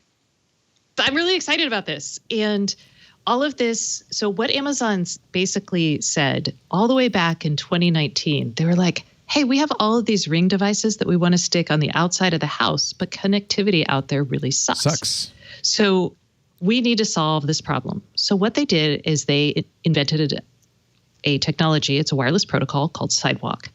And Sidewalk is low bandwidth, right? Doesn't transmit a huge. It's not another Wi-Fi. Okay, sorry. Save your questions or comments for another minute. Don't hit me. No, my nose is. All right, so Sidewalk. So what it is it's this protocol that lets you send tiny amounts of bandwidth and data back and forth, and then Wi-Fi is the backhaul to the internet itself. So these are not directly connected to the internet. They're connected to some sort of hub in your house. Ah, that's important. So you have to have a Sidewalk hub, but most of these Ring cameras would be. Almost any Ring device you'd have would be. And what it's going to do is it's going to and then it uses your Wi-Fi to get back. Even these Echoes are hubs, Sidewalk bridges. Right. Yeah. Okay. So that's the idea. at the time, they launched a dog collar because they were like, hey, here's a dog collar that you can use to track this dog all around the neighborhood because it's shared. Well, and this is but that presumes that your neighbors are also installing this, right? Hold up, dude. I'm just going to go have a cookie. You take over. Ease up, Johnny May. Ease up. So what happened last week is Amazon said, hey, that test we did with the dog collar and like 700 Ring cameras and stuff in LA, that was great. We're going to announce that we're going to do this everywhere. So the new Echo devices that you buy have a sidewalk radio in it. The new Eero routers that you buy will have a sidewalk radio in it. Several of the new Ring devices will have a sidewalk radio in it. And what they're going to be doing is a giant mesh network that transmits data. Again, not a lot of data, just a little data. And they're going to use people's wireless Wi-Fi networks as backhaul. So you have to agree to do this, right? You have to say, yes, share my bandwidth, because it is going to take just a little bit of your bandwidth, but not much. Jamie Siminoff was like, it's like borrowing a cup of sugar. And the net result of this is there is a huge network for things out there now that people can use. So I can have my dog tracker. Tile actually said that they were going to put tiles on this network. And so this is a big deal because a lot of IoT devices don't need a lot of data, but they also don't want to spend like a lot of money for a cellular connection, which is a usual the disconnected IoT. Yeah. Kind of. Is that what, so that this what it gives is? you, yeah, this gives you a low-cost, highly available network. And because Amazon's embedding it in their devices, they can create this network everywhere. How many? So I'm trying to figure out what neighborhoods it's going to be available in or not. Because how many devices? Like, does everybody in my neighborhood have to have some device that's a bridge, or? And how does it get to the street? Like, my Wi-Fi doesn't get to the street. That's the whole point. So I would have to have not only an Eero or an Echo or something. How big is your lot? In my house. Then I'd have to put one of those sensors, because it's mesh, right? So if I put a sensor on my mailbox, for instance, now I've extended it out to the street, and I could conceivably be part of a mesh network. But how nearby does the next one have to be? What's the density required for this? So Amazon hasn't talked a lot about this, and I apologize because somebody is trying to get into my iTunes account from Madrid. So I'm kind of like, what's happening? My name is Stacey Higginbotham. Hold up. You killed my father. No, you're going to die. It's not me, I swear to God. No, I have a suspicion who it is. It's not nefarious, I hope. Okay, you asked a question that was a good question. Yeah, well, all of this depends on a certain density of network so that it works. So they're using sub-gigahertz. The theory is this is going to be 900 megahertz, right? Something like 915 megahertz.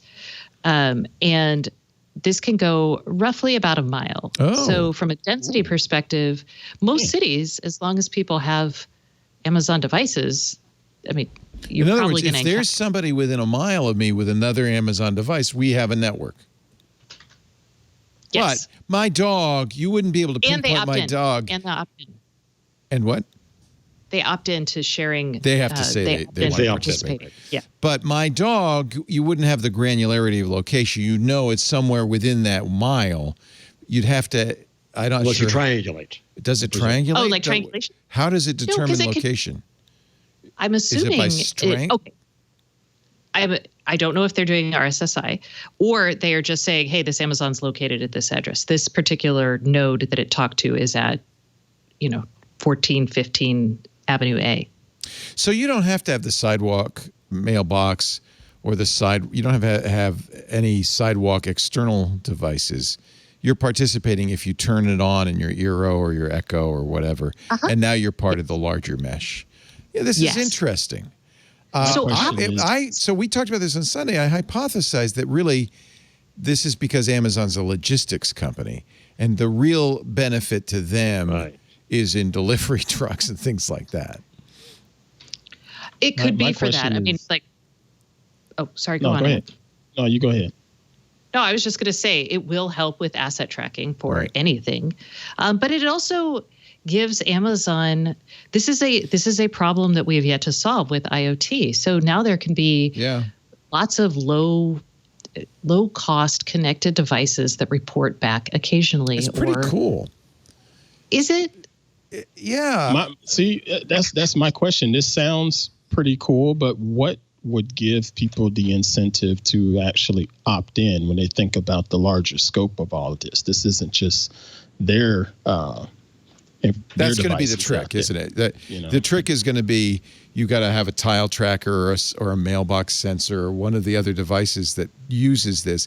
Then you'd opt in because you want to participate.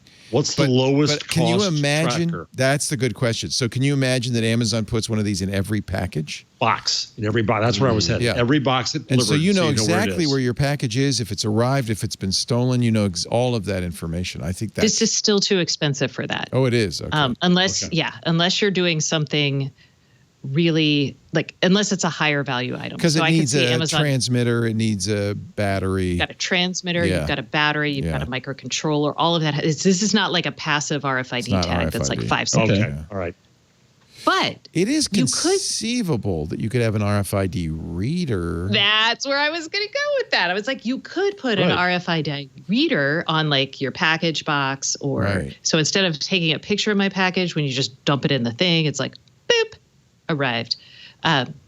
So that is an option. What might be interesting, ideally, if you're a thief stealing packages, you probably aren't going to be running around with Ring camera devices in your car, but maybe you do. And if you pick it up, maybe it reads your package there. That would be wild. Amazon's going to have this in their trucks, Stacey, right? Yeah. So what does Amazon learn by driving around with their trucks? What like the old Google got in trouble for sniffing your Wi-Fi for mapping purposes.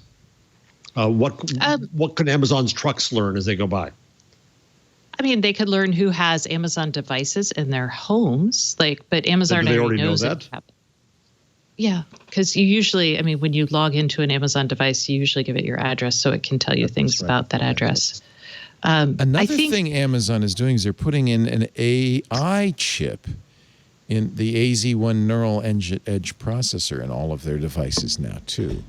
What's that all about? What's their goal with that? Okay, so we're off sidewalk. But I wanted to make one more sidewalk. Okay.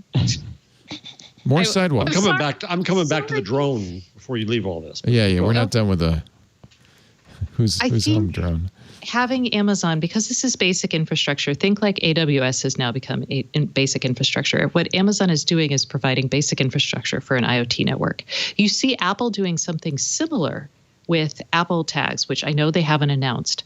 But what I think, and I'm surprised, and I'll bring this back to Google, that Google isn't doing something like this because Google's usually fairly astute about infrastructure. And it kind of signals to me that Google's, I don't know if they're just not thinking this way, but they're like, IoT connectivity. They also don't have the range of IoT products that Amazon does. They don't, but Google's Google. They could figure out a way to embed. They've got Android phones they're at least out there. in the business. Oh, yeah. You could put it in phones. So anyway, I just wanted to, try it back to Google for everyone who's like, why are we still talking about Amazon? No, this is a huge story. I think Sidewalk is a really interesting. And by the way, it's not. I should have been paying more attention to it because they announced it last year. I paid attention to it this whole time. I know. Stacey did. Which means I should pay more attention. A week before they announced it, I said, because Jamie actually came to a conference, a chip conference I was at, and he talked about what they were going to do, and then they announced it. Do you think this is Jamie Siminoff's idea, or he's just in charge of it? I think Jamie saw the need. This is not a need that we have all in the IoT space seen the need for this. Jamie, I think, with Amazon's scale, suddenly realized that he could make this real. Yes. We've seen, and I'll give you a sneak peek because my IEEE column doesn't come out till like November. But what's happened in 2020 is a big business model shift for low power, wide area networks for the Internet of Things. And so we've seen a bunch of companies come out with options that we haven't ever had before. So I think we're actually going to get always on trackers and the ability to track our dog and the ability to track our kid and sensors that I could, if I want to test my neighborhood's air quality, I could just stick them in trees and make them work, and gather all this data. So it's going to be really cool. So when low bandwidth, so how much data can you send? Or you just send it over a lengthier period of time, I guess? So I've been begging Amazon for 3 weeks now to give me something, give me a person to interview on Sidewalk. Because when they announced it back in 2019, because I'm such a nerd, I was like, oh, tell me more, all the limitations. You immediately saw what was going on with that. Because it's a whole new network. It's really exciting for me. Sorry, y'all. No, I'm very, no, you're not alone. Tone it down. No, this is really interesting. What's the standards piece here? Interoperability with anybody else, pros and cons. Interoperability. So Amazon is using their own proprietary thing. They're probably going to tell you they're using it because it's more secure. There are rival networks. Senate just raised $16 million.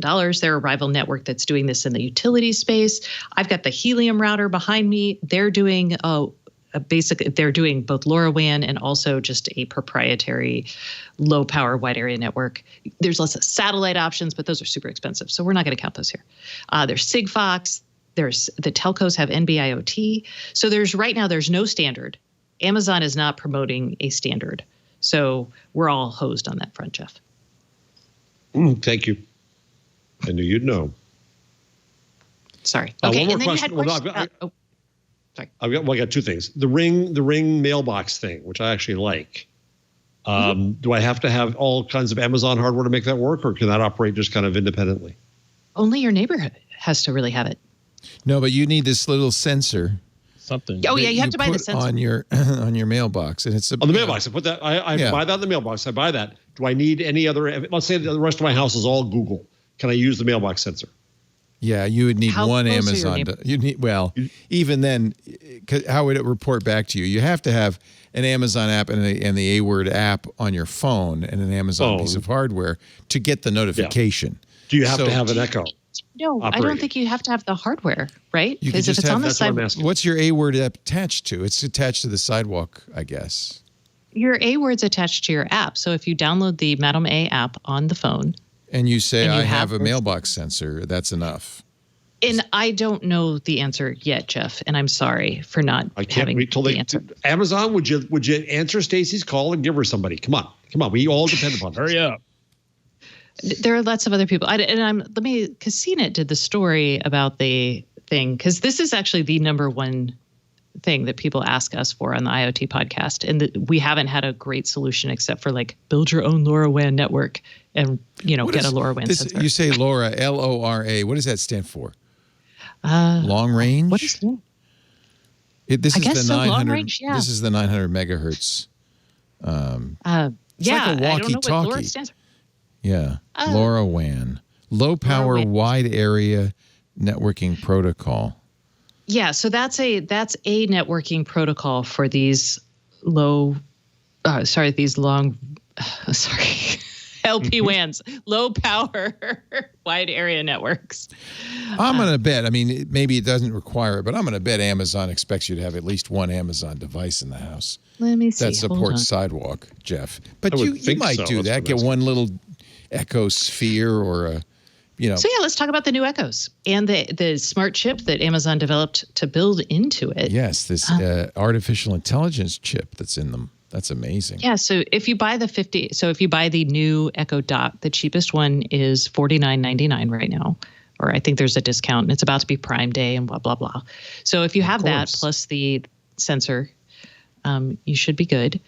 But inside all of the new Echo devices is a new Amazon machine learning chip. What's it called? The AZ1? What is it? I just had it in front of me.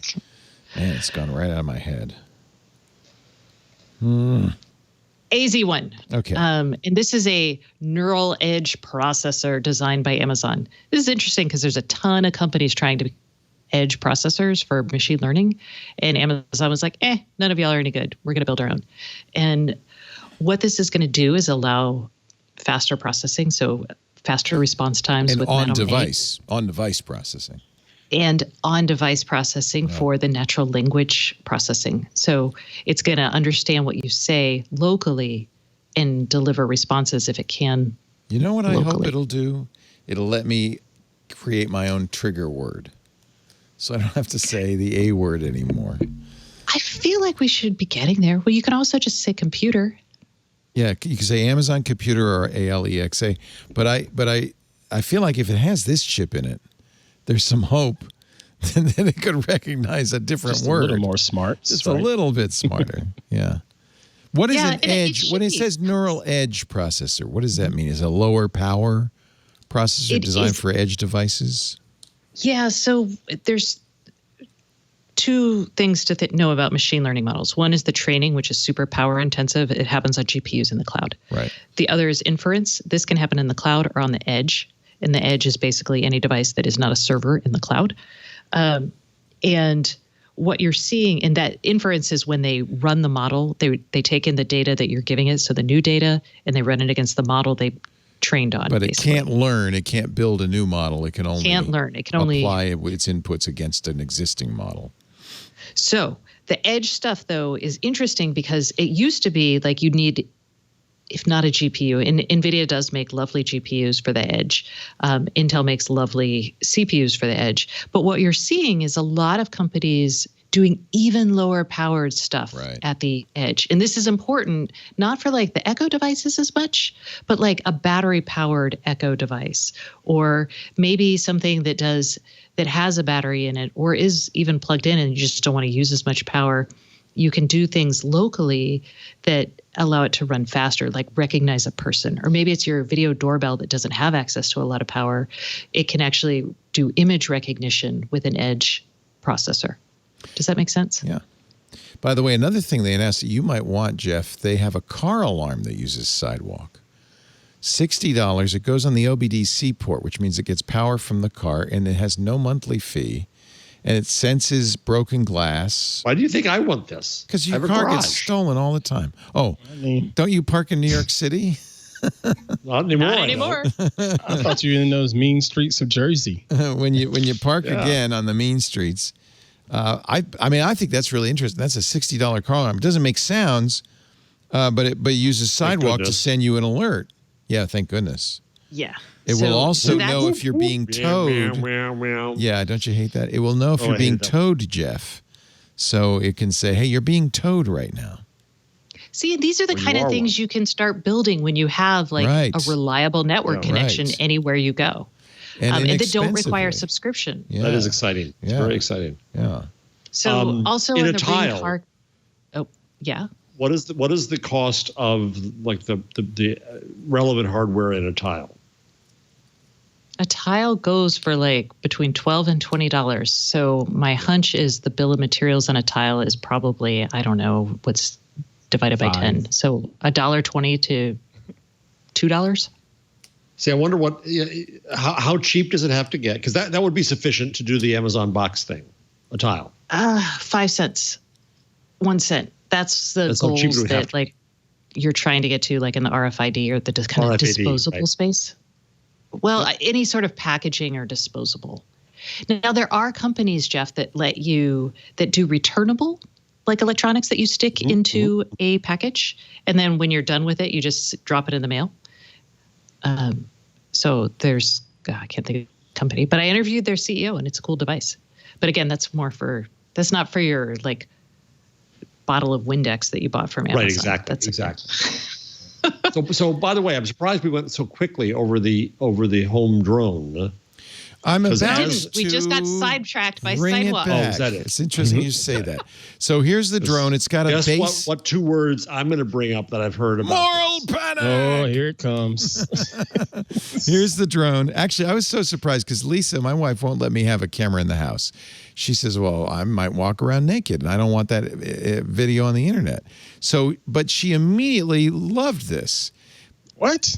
Yes, I know. I said, we're not going to get that, right? She said, oh, no, we should definitely get it. $250. It is because the camera's not on when it's in the base. Right. It's controlled by you. And it only leaves the base when you're not home and you say, hey, what's going on over there? It'll fly Let's your scare home. the cat. When you it'll terrify them because it's noisy. When you intentionally so, by the way, they're not trying to make it stealthy. When you first get it, you have to map your house out.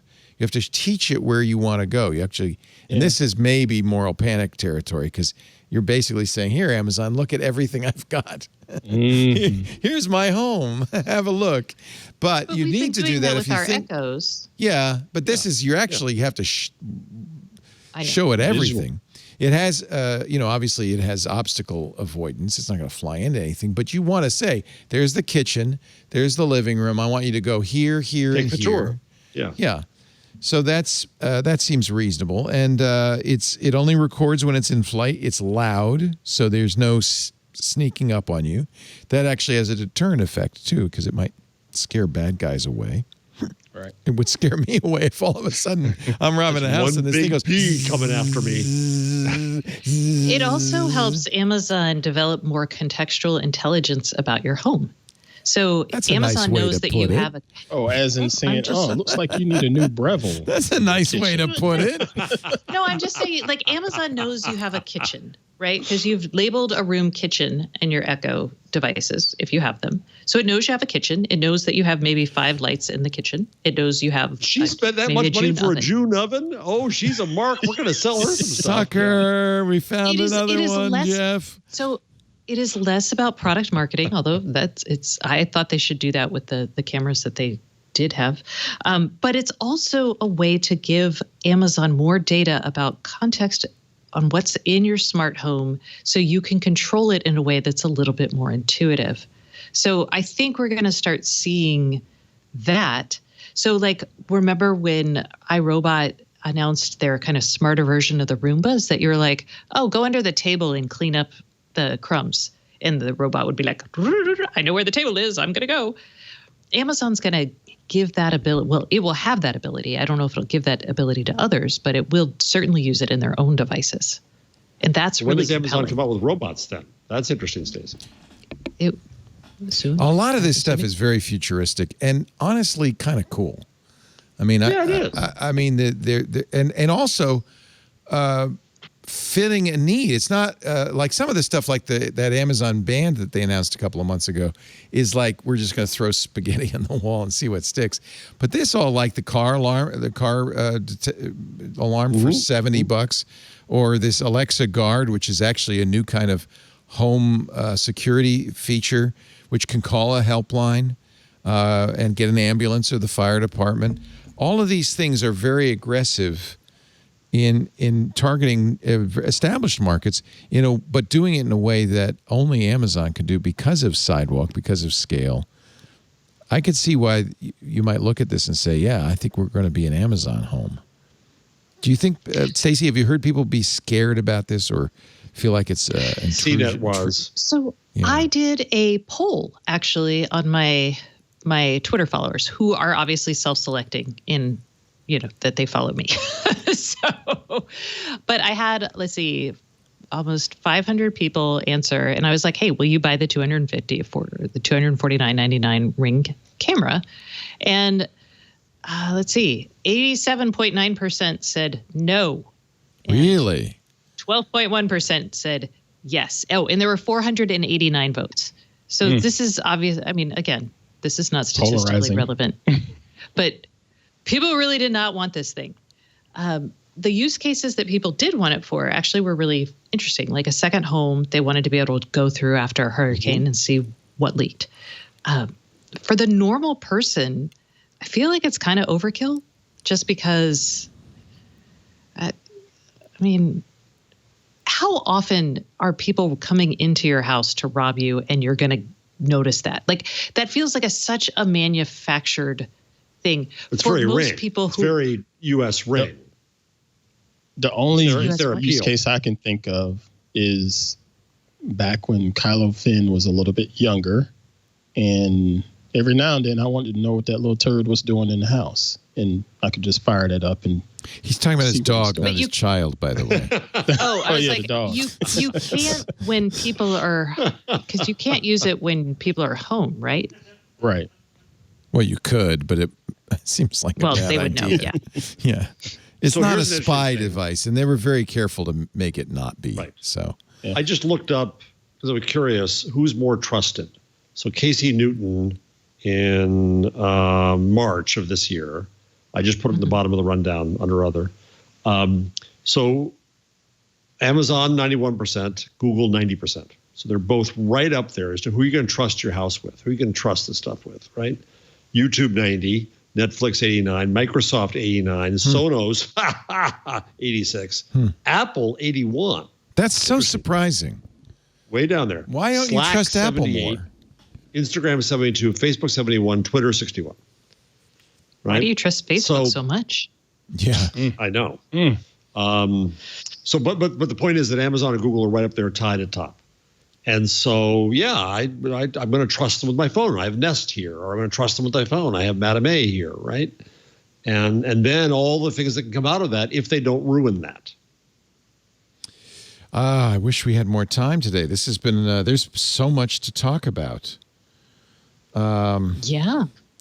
And speaking of Google, just for quickly, is Fitbit. They did a deal in Europe, so the Fitbit deal can go ahead. Oh. So they made more privacy concessions on that. So that's, What were follows they? the same. I don't know, Stacey. You have to actual facts. You want friggin' facts, not just a headline. I'm just a headline guy. I'm just a Twitter guy. I don't know. I think it's on the rundown. I am going to just defer this week on the changelog because really the biggest part of the changelog we already you've did. been wanting to do that. You've been wanting to do that. I know. We spent the whole first half hour talking about new stuff from Google. I think we did the changelog. There's little things like for a while they were going to turn off the unlimited Google Meet stuff. They've said no, people are still using it, so we'll keep that going until March. But most of the changelog stuff is minor compared to what we just reading the room. Yeah, I'm reading the room. Thank you. That's the new phrase. Everybody's using it. Be careful. Because robots are hanging from the ceiling. Just want to mention that. Oh, that's what I saw today. It was so awesome. Okay, Toyota Research Institute showed off all the robotics research they were doing, and the coolest takeaway from it, bar none, was the fact that in Japan they realized that the robots could not navigate people's small and somewhat cluttered homes. Don't make them walk around. They built a gantry in the ceiling, and the robots hang from them like bats. This robot is cleaning things like a bat. Because robots don't know up from down. They don't care. Okay. I just wanted to share that because, instead of the lunch or the whatever lunch night I skipped the first 15 minutes because I was still listening to this presentation. It was so much better. They can even get these bat robots to load the dishwasher. Oh, the whole thing was so amazing. I feel like the work they're doing on unsupervised learning, teaching the robots in virtual environments is really cool. They have put massive pads. So, and we've talked about with robots, how they're trying to make it mimic humans. So one, they're safer, in case they go crazy and try to kill you. But two, they put cameras in the pads so they can check how hard a robot is gripping, because otherwise a robot doesn't know how hard it's gripping something. Crush the cup.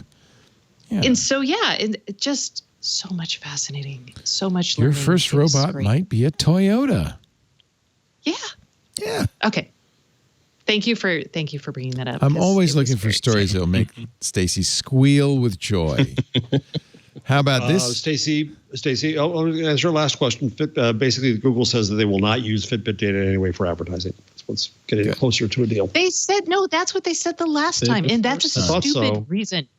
That is a dumb reason because Google doesn't want to use it for advertising. Right. They said their pledge was insufficient. Okay, hold on. I'm trying to read this quickly. It's in the rundown. Stacey's point is well taken, though. That's the least of the value of the data that they would be getting from one of these devices. There's a lot more they could do with it, especially if you had Sidewalk and you could know where everybody is at all times. Yeah, but Google won't get Sidewalk, and Apple's going to have their own thing, and that's stupid because network infrastructure should be a public utility or at least standardized so everyone can use the same thing, because otherwise we're locked into these ecosystems. And that is how I really feel. That is my version of Jeff's moral panic. I do hope you did not buy the iKettle from Smarter Technologies, because apparently Smarter's iKettle had a vulnerability it never fixed. So, as an experiment, a researcher at Avast reverse engineered one of the older coffee pots to see what he could do, and he turned it into ransomware. The coffee pot demands Bitcoin. Oh boy! Before it gives you a cup of coffee, he could trigger the coffee maker to turn on the burner, dispense water, spin the bean grinder, and display a ransom message, all while beeping repeatedly. And the only way to stop it is to unplug the power cord. Look, it's got a little devil.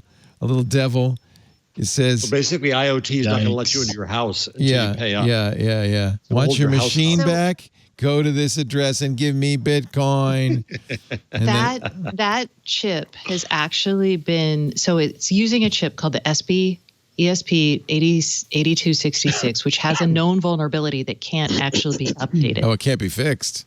Well, there you go. Yeah, so any device with this particular, the ESP8266 and the 32. So now it's spitting out hot water, it's grinding beans, and it's saying, give me money. Thank you very much. That's, yeah. We talked about that on the show. Did you? It's a good story. I love it. It just shows you, boy, there's so many wonderful stories. There's the chat room was talking about the Wise headphones. Is that old news? No, Wise. That came. Wise I got is notified going about that a day or so ago. They're going crazy, man. They're releasing new products. I just went to the Wise site.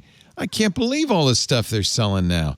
Headphones, doorbell, video doorbell, thermostat. We love these guys, and I know Stacy especially because they're in the Pacific Northwest.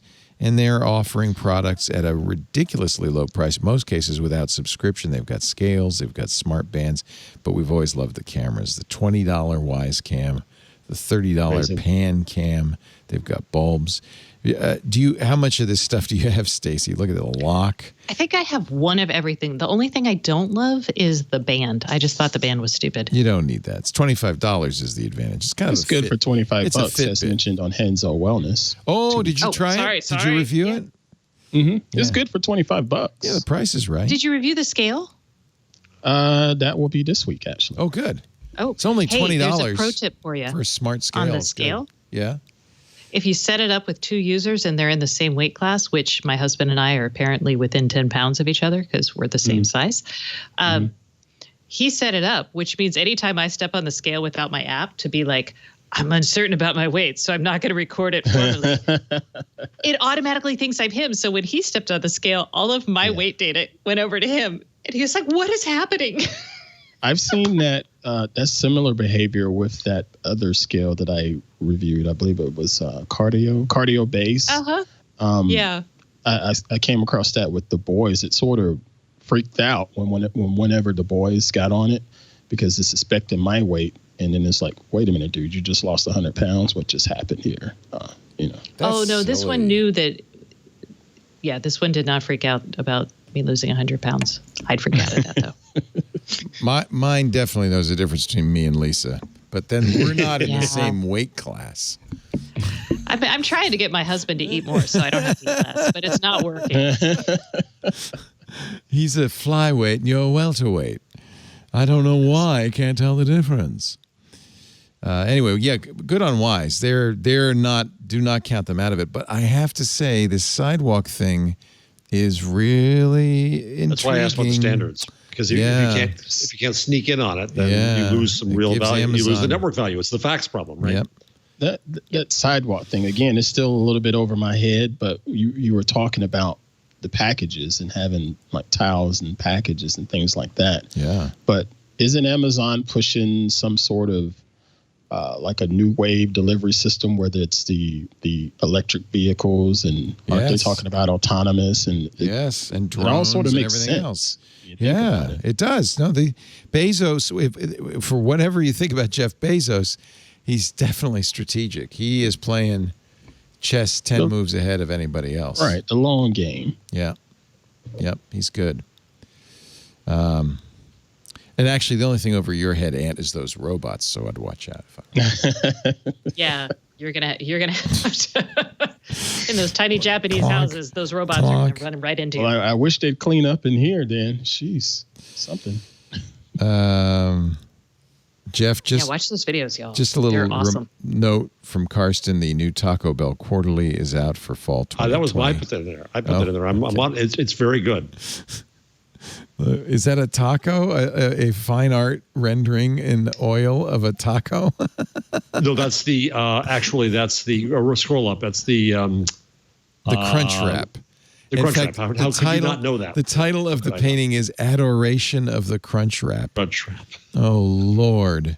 What is in this? Is brilliant. It fiction? What is it? I saw it on your it's everything. It's poetry. It's art. It's short stories. It's essays. It really is. They are so good at marketing. No, this isn't them. This is nothing. No, it's not them. It's not them? No, this is just his simple pleasure. Yes. When the world wants you dead, Taco Bell can keep you alive. Let's do a dramatic reading for a few stanzas. You learned the price of your life when you changed your name and gender in Nebraska's cold wilderness. Your fear was always Chick-fil-A's shadow and, to a lesser extent, Cracker Barrels.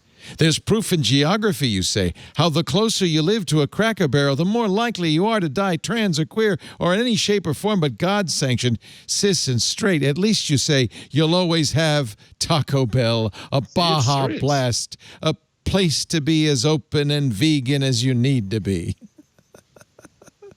There's vegan food at Taco Bell. I never realized Taco Bell was so progressive. Oh, this is why you see some... like a lot of vegetarian Indians love to go to Taco Bell. Your life dissolved like a cinnamon twist on your tongue, and all you had left was the sweetness and shadow of a life. Taco Bell, refuge for the vegan, stoner, and trans woman, even if tonight's meal is just rice and beans and lettuce on a limp tortilla. Even if we're together here in my beat-up Buick, scarfing down 7-layer burritos, in the death throes of Nebraska's capital city, debating whether or not marriage is a viable system. This is bizarre, but I like it. That's Lane Chasik. Wonderful. It's America, damn it. It's America. Yeah. She's got it going. Clearly a There's talented one here poet. about a cheese quesadillas and the Thing About Parenthood by Adam Shaw, trying to decide that a 1-year-old that they had to have their 1-year-old eat Taco Bell and to decide what would the appropriate dish be. Please don't do that. Please. Hands still raised, my daughter squeezed her fist, cheese squirming its way out from between her fingers. The screams started back again, beginning at mild and making it where past hot and back up to fire as she slammed her hands against the high chair tray. No, that's not right. By the way, good news. Here comes hard Topo Chico. Stacy, I know you'll enjoy this. We talked about this. I am so pissed at Coke. Uh-oh. That's it. I'm done. Molson Coors is going to work with Coke to bring the alcoholic version of Topo Chico hard seltzer to the United States. It is sacrilege. I might actually drink some. The benefit of Topo Chico was that it was wonderful to mix in drinks, not that you needed to have. Okay, I'm done. You wanted that, you could have bought White Claw. Oh, gosh. Shocking. I have no interest in either of those. Actually, I was interested in this story, and we'll quickly, and then we'll wrap things up. Starlink was actually used in Washington State after wildfires to give disaster relief workers online access. SpaceX's Starlinks. I think this is the first rollout of Starlink. This is the one with the satellites that they're launching. They plan to be 12,000 Starlink satellites in the next few years. Right now, there are enough up, I think almost more than 100. Can't remember how many launches they've had to actually provide connection to the town of Malden in Washington State. It's being organized through the state's Emergency Management Division, which is pretty cool. There's the little Starlink dish, and it's attached, and you have a phone there and Wi-Fi, and there's even a little charging station there for... Oh my God, it's such a 1980s phone. I love it. Wow. Cute? It's hanging on the wall of the fence. They need a longer cord, though, really. I mean... to do it right. Where are you going to go? It's in the middle of nowhere. You don't need a longer cord. Yeah, but it's not whether you're going somewhere. It's so you can wrap yourself around with the cord and talk. Right. Depends who you're talking to. All right, let's okay, coming up next, I think, unless you guys see another story that you really want, there's so many stories and there's so many things I wanted to talk about. Did you know, I got a quick question for you. Had you heard of perma.cc before? No, what is perma.? I see you. Perma.cc. So for academics making links to web stuff and link rot, you go into perma.cc, and I guess what it does is must copy the page as you had it. Oh, it's a permalink. Some kind of fight. Oh. Do they tie into like the Internet Archive? Because they should just like. I don't know that. That's what I was asking. Oh. Is it free to use? Somebody's paying for the server. Wow, this is great because frequently, I would always use a permalink if I could because this stuff frequently changes. But writing a book, I've got footnotes with links in them, and I went back to what will Google do, and some of this stuff's gone. So they say libraries, faculty and journals, courts, and everyone. And I had not heard of this. I had not either. It's from the Harvard Library Innovation Lab at the law school. It's managed by a consortium of libraries. Anyone can sign up by creating an account. It's free for anyone associated with a registrar organization. So the theory is you would then go through somebody else, maybe academic libraries and courts that could become registrars for free, and then other organizations would charge, and then users would have access. So you wouldn't probably go to perma.cc. You would have a link from, say, your local library. Links will be preserved as part of a permanent collection of participating libraries. We can't guarantee these links will be preserved forever. We are hosted by university libraries that have endured for centuries. We're planning to be around for the long term. That's really cool. I thought that was really interesting. So in order to use this, though, you'd have to find there's an individual. No, you can create an individual account. You can. Yeah, if you go back to the bottom and it says for anybody, no, go back to the homepage. Oh, homepage. Okay. Remember what those? Oh, no, right there. No, sorry, no homepage. Now go to the bottom. Sign up and use perma.cc. No, go to the bottom. You don't listen. Individual. You don't listen to. No, you got individual. Okay. I'm doing it. All right, dude. We would be the funniest old couple, wouldn't we? Yeah. Lord. The odd couple. My nose is bigger than your nose, Jarvis. Which one of us is Felix? I'll be Felix. I think you're Felix. You could be Oscar. I'll be Oscar. New users can create. Stacey, do you have any idea what we're talking about? Noel Coward. Noel Coward. How about Neil Simon? Neil Simon, that's it. There you go. So close. New users are able to create 10 free links on a trial basis, and then you have to get a paid subscription. Fine. So it isn't free, but that's okay. Cool. It shouldn't be free for that to work. Yeah. So anyway, just want to mention that to any academics in the audience. You should have made that a pick of the week. That's awesome. Did we mention? Well, I don't do picks. I do numbers because Carson won't let me do picks. Carson has no say in it. Would you like to do picks? I'll do numbers. You want me to do numbers? I'll do numbers. I don't know. Why do we? The only reason we do numbers in the very first show. I know. I pointed to some number, and Leo said we should do a number a week. And bingo. Ever since then, fun. Ever since then, I've been stuck with the numbers. Fun. All right. Did we talk about number 92? Row 92. Row 92. 92. The wheel spins round and round, and where it stops. Palm recognition for Amazon Go. This is their new store. That led to some moral panic too. So instead of move your palm, so you wouldn't have to use your phone. It would already know who you are from your palm. Right. You have to train it with your car. Yeah. You train it. Well, you go to the store and you train it. That's nice because I don't have to carry my phone with me all the time. Okay, right. But then Amazon has an irrevocable biometric device that is biometric attached to you. There we go. That feels like a step too far. That's not moral panic. That's just being smart. You can't change your palm, Jeff. I mean, you can, but it's going to be very painful. You're not going to like it. It's going to involve some Dune-level box action. Well, but you know what? You know what? That's why I brought it up. You are the Quizak Chedarak. I knew it. I wanted to see if you all would freak out about it or if anybody even cared, but I'm with Stacey. No, you're right. It just seems like it's stepping over the line just a bit. There was a time when at Disney World or Disneyland you could use your thumbprint for a pass.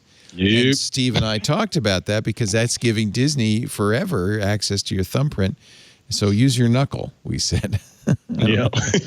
There you go.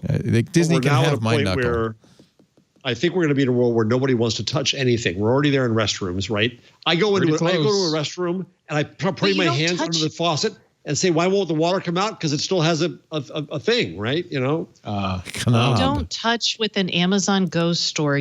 What all this is doing is saving you an extra 20 seconds of fumbling for your phone, opening the app, and then. Right. I wish Whole Foods would do this too, because I always have to open my app and take the Whole Foods app. And that's a pain. Yeah, that's a pain. That's a pain for my 53-cent discount. Next, your picks of the week, and poor Jeff has to do a number. Poor Jeff. All right, let's start with Stacey though. Okay. With your pick of the week, because I'm sure you have something. Ooh, I do. I like it. All right. This is just data. This isn't an actual thing, but it's Cloudflare just launched today a service called Radar. And all it is data about how the internet is performing, how traffic is performing. You can filter through by country. You can see top domains in certain areas. It's basically just. This is good. At this point, they know everything that's going on the internet. So much of internet traffic goes through Cloudflare. And you can see, including ours, I might add. DDoS attacks. Yeah. You can see, and there's some really good things like, hey, 75% of global traffic right now is HTTPS. Yay. Sadly, only 20% of our traffic is IPv6. And I also thought the amount of bot traffic was like, dang, ho-dang. It's a lot. Actually, I'm going to tie onto that because they also just announced a competitor to Google Analytics that is privacy forward. So Cloudflare now does analytics as well. I presume it's the same idea, JavaScript snippet on your website and so forth. Privacy-friendly web analytics, and it's free. So it's just came out. You have to get on a wait list. But I think this is really interesting. Almost everybody, we use Google Analytics, and we get flagged for having a tracker on our website because we use Google Analytics. So I think this is great. This is Cloudflare's new. I bet you it goes hand in hand with Radar. I imagine it's pulling data in from those trackers, but I could be wrong. Yes, you install a JavaScript beacon on your site, start collecting metrics. So this is really good. Actually, it also points out you don't have to do that if you're proxying your website behind Cloudflare, which many, many people do. So there you go. Jeff? All right, this is a good one. Okay. So @Jack just gave $10 million to the Anti-Racist Center started by Ibram Kendi, the author of the wonderful How to Be an Anti-Racist, at Boston University. They were very smart to get Kendi and to start the center. And then Jack was smart to say, here is no strings attached, $10 million. I have to give Jack a little credit because he's been pretty generous with his money. Yeah. And quietly.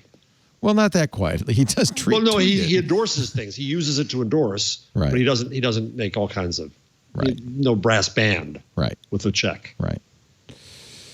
Mr. Ant Pruitt, you have something, I think. Yep, I do. I just want to give another shout out to a friend of mine and the creator, Mr. Steve Brazel.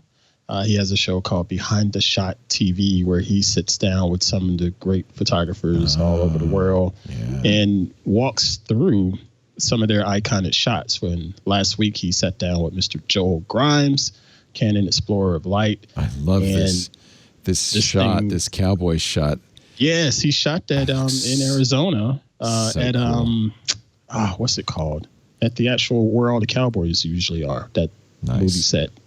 I can't think of the name of it now, but that's about 4 4 or 5 different lights in there. I bet. You could tell. But we sort of could tell, but yeah. And he shot a bunch of different shots and just composited all together to make that one beautiful shot. And it's just, the thought process behind that was just amazing.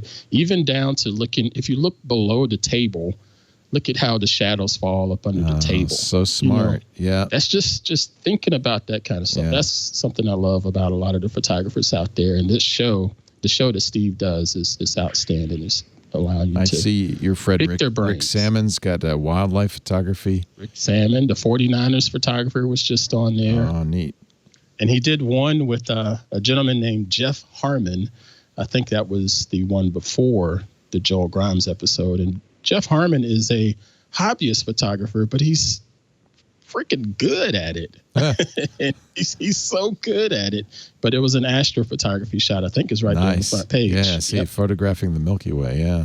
And he did that with an APS-C camera. No, but it's gorgeous. He's so good. Yeah, really gorgeous.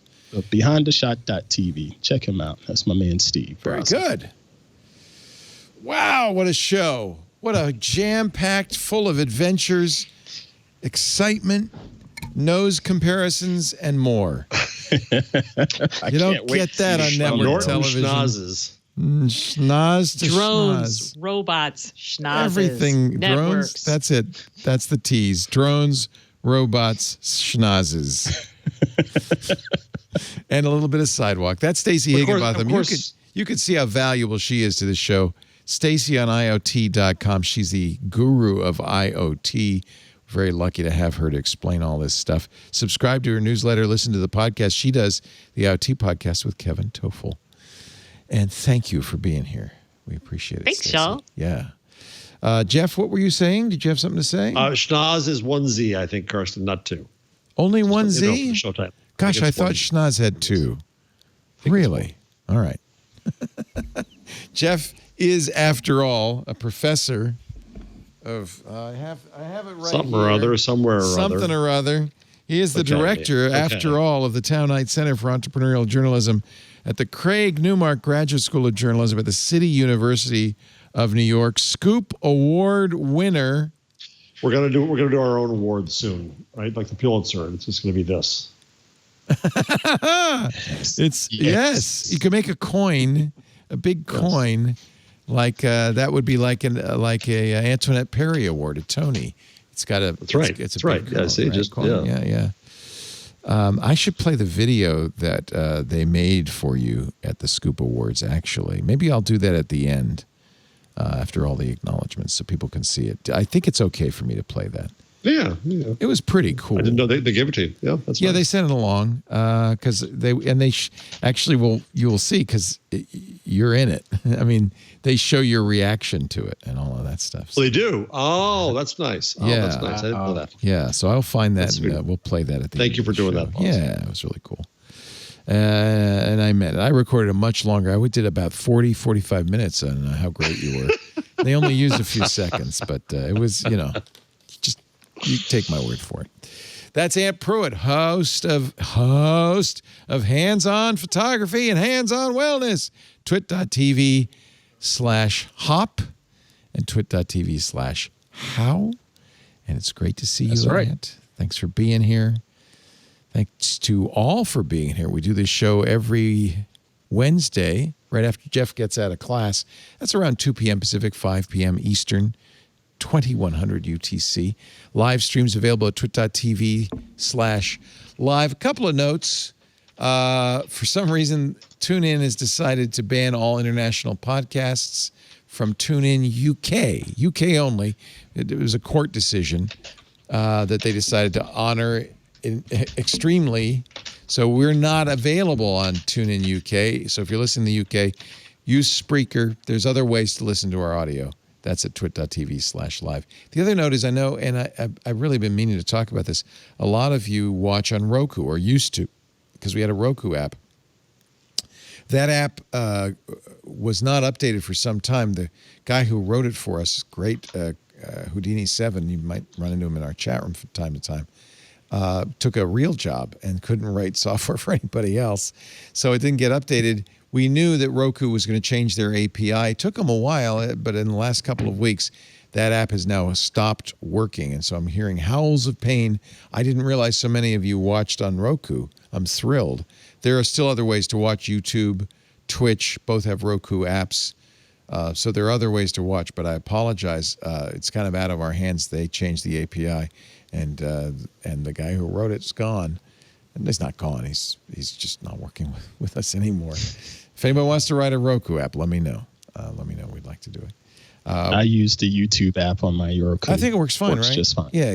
The YouTube, that's one of the reasons we didn't run out and get a new one made, because there's YouTube, there's Twitch, there's Ustream. There are lots of other ways you can watch on Roku. I realize a lot of people liked Roku a lot. Oh, Twitch's app is defunct too. Well, there you go. Oh, wow. There you go. Wow. Yeah. The wheels are coming off the bus, man.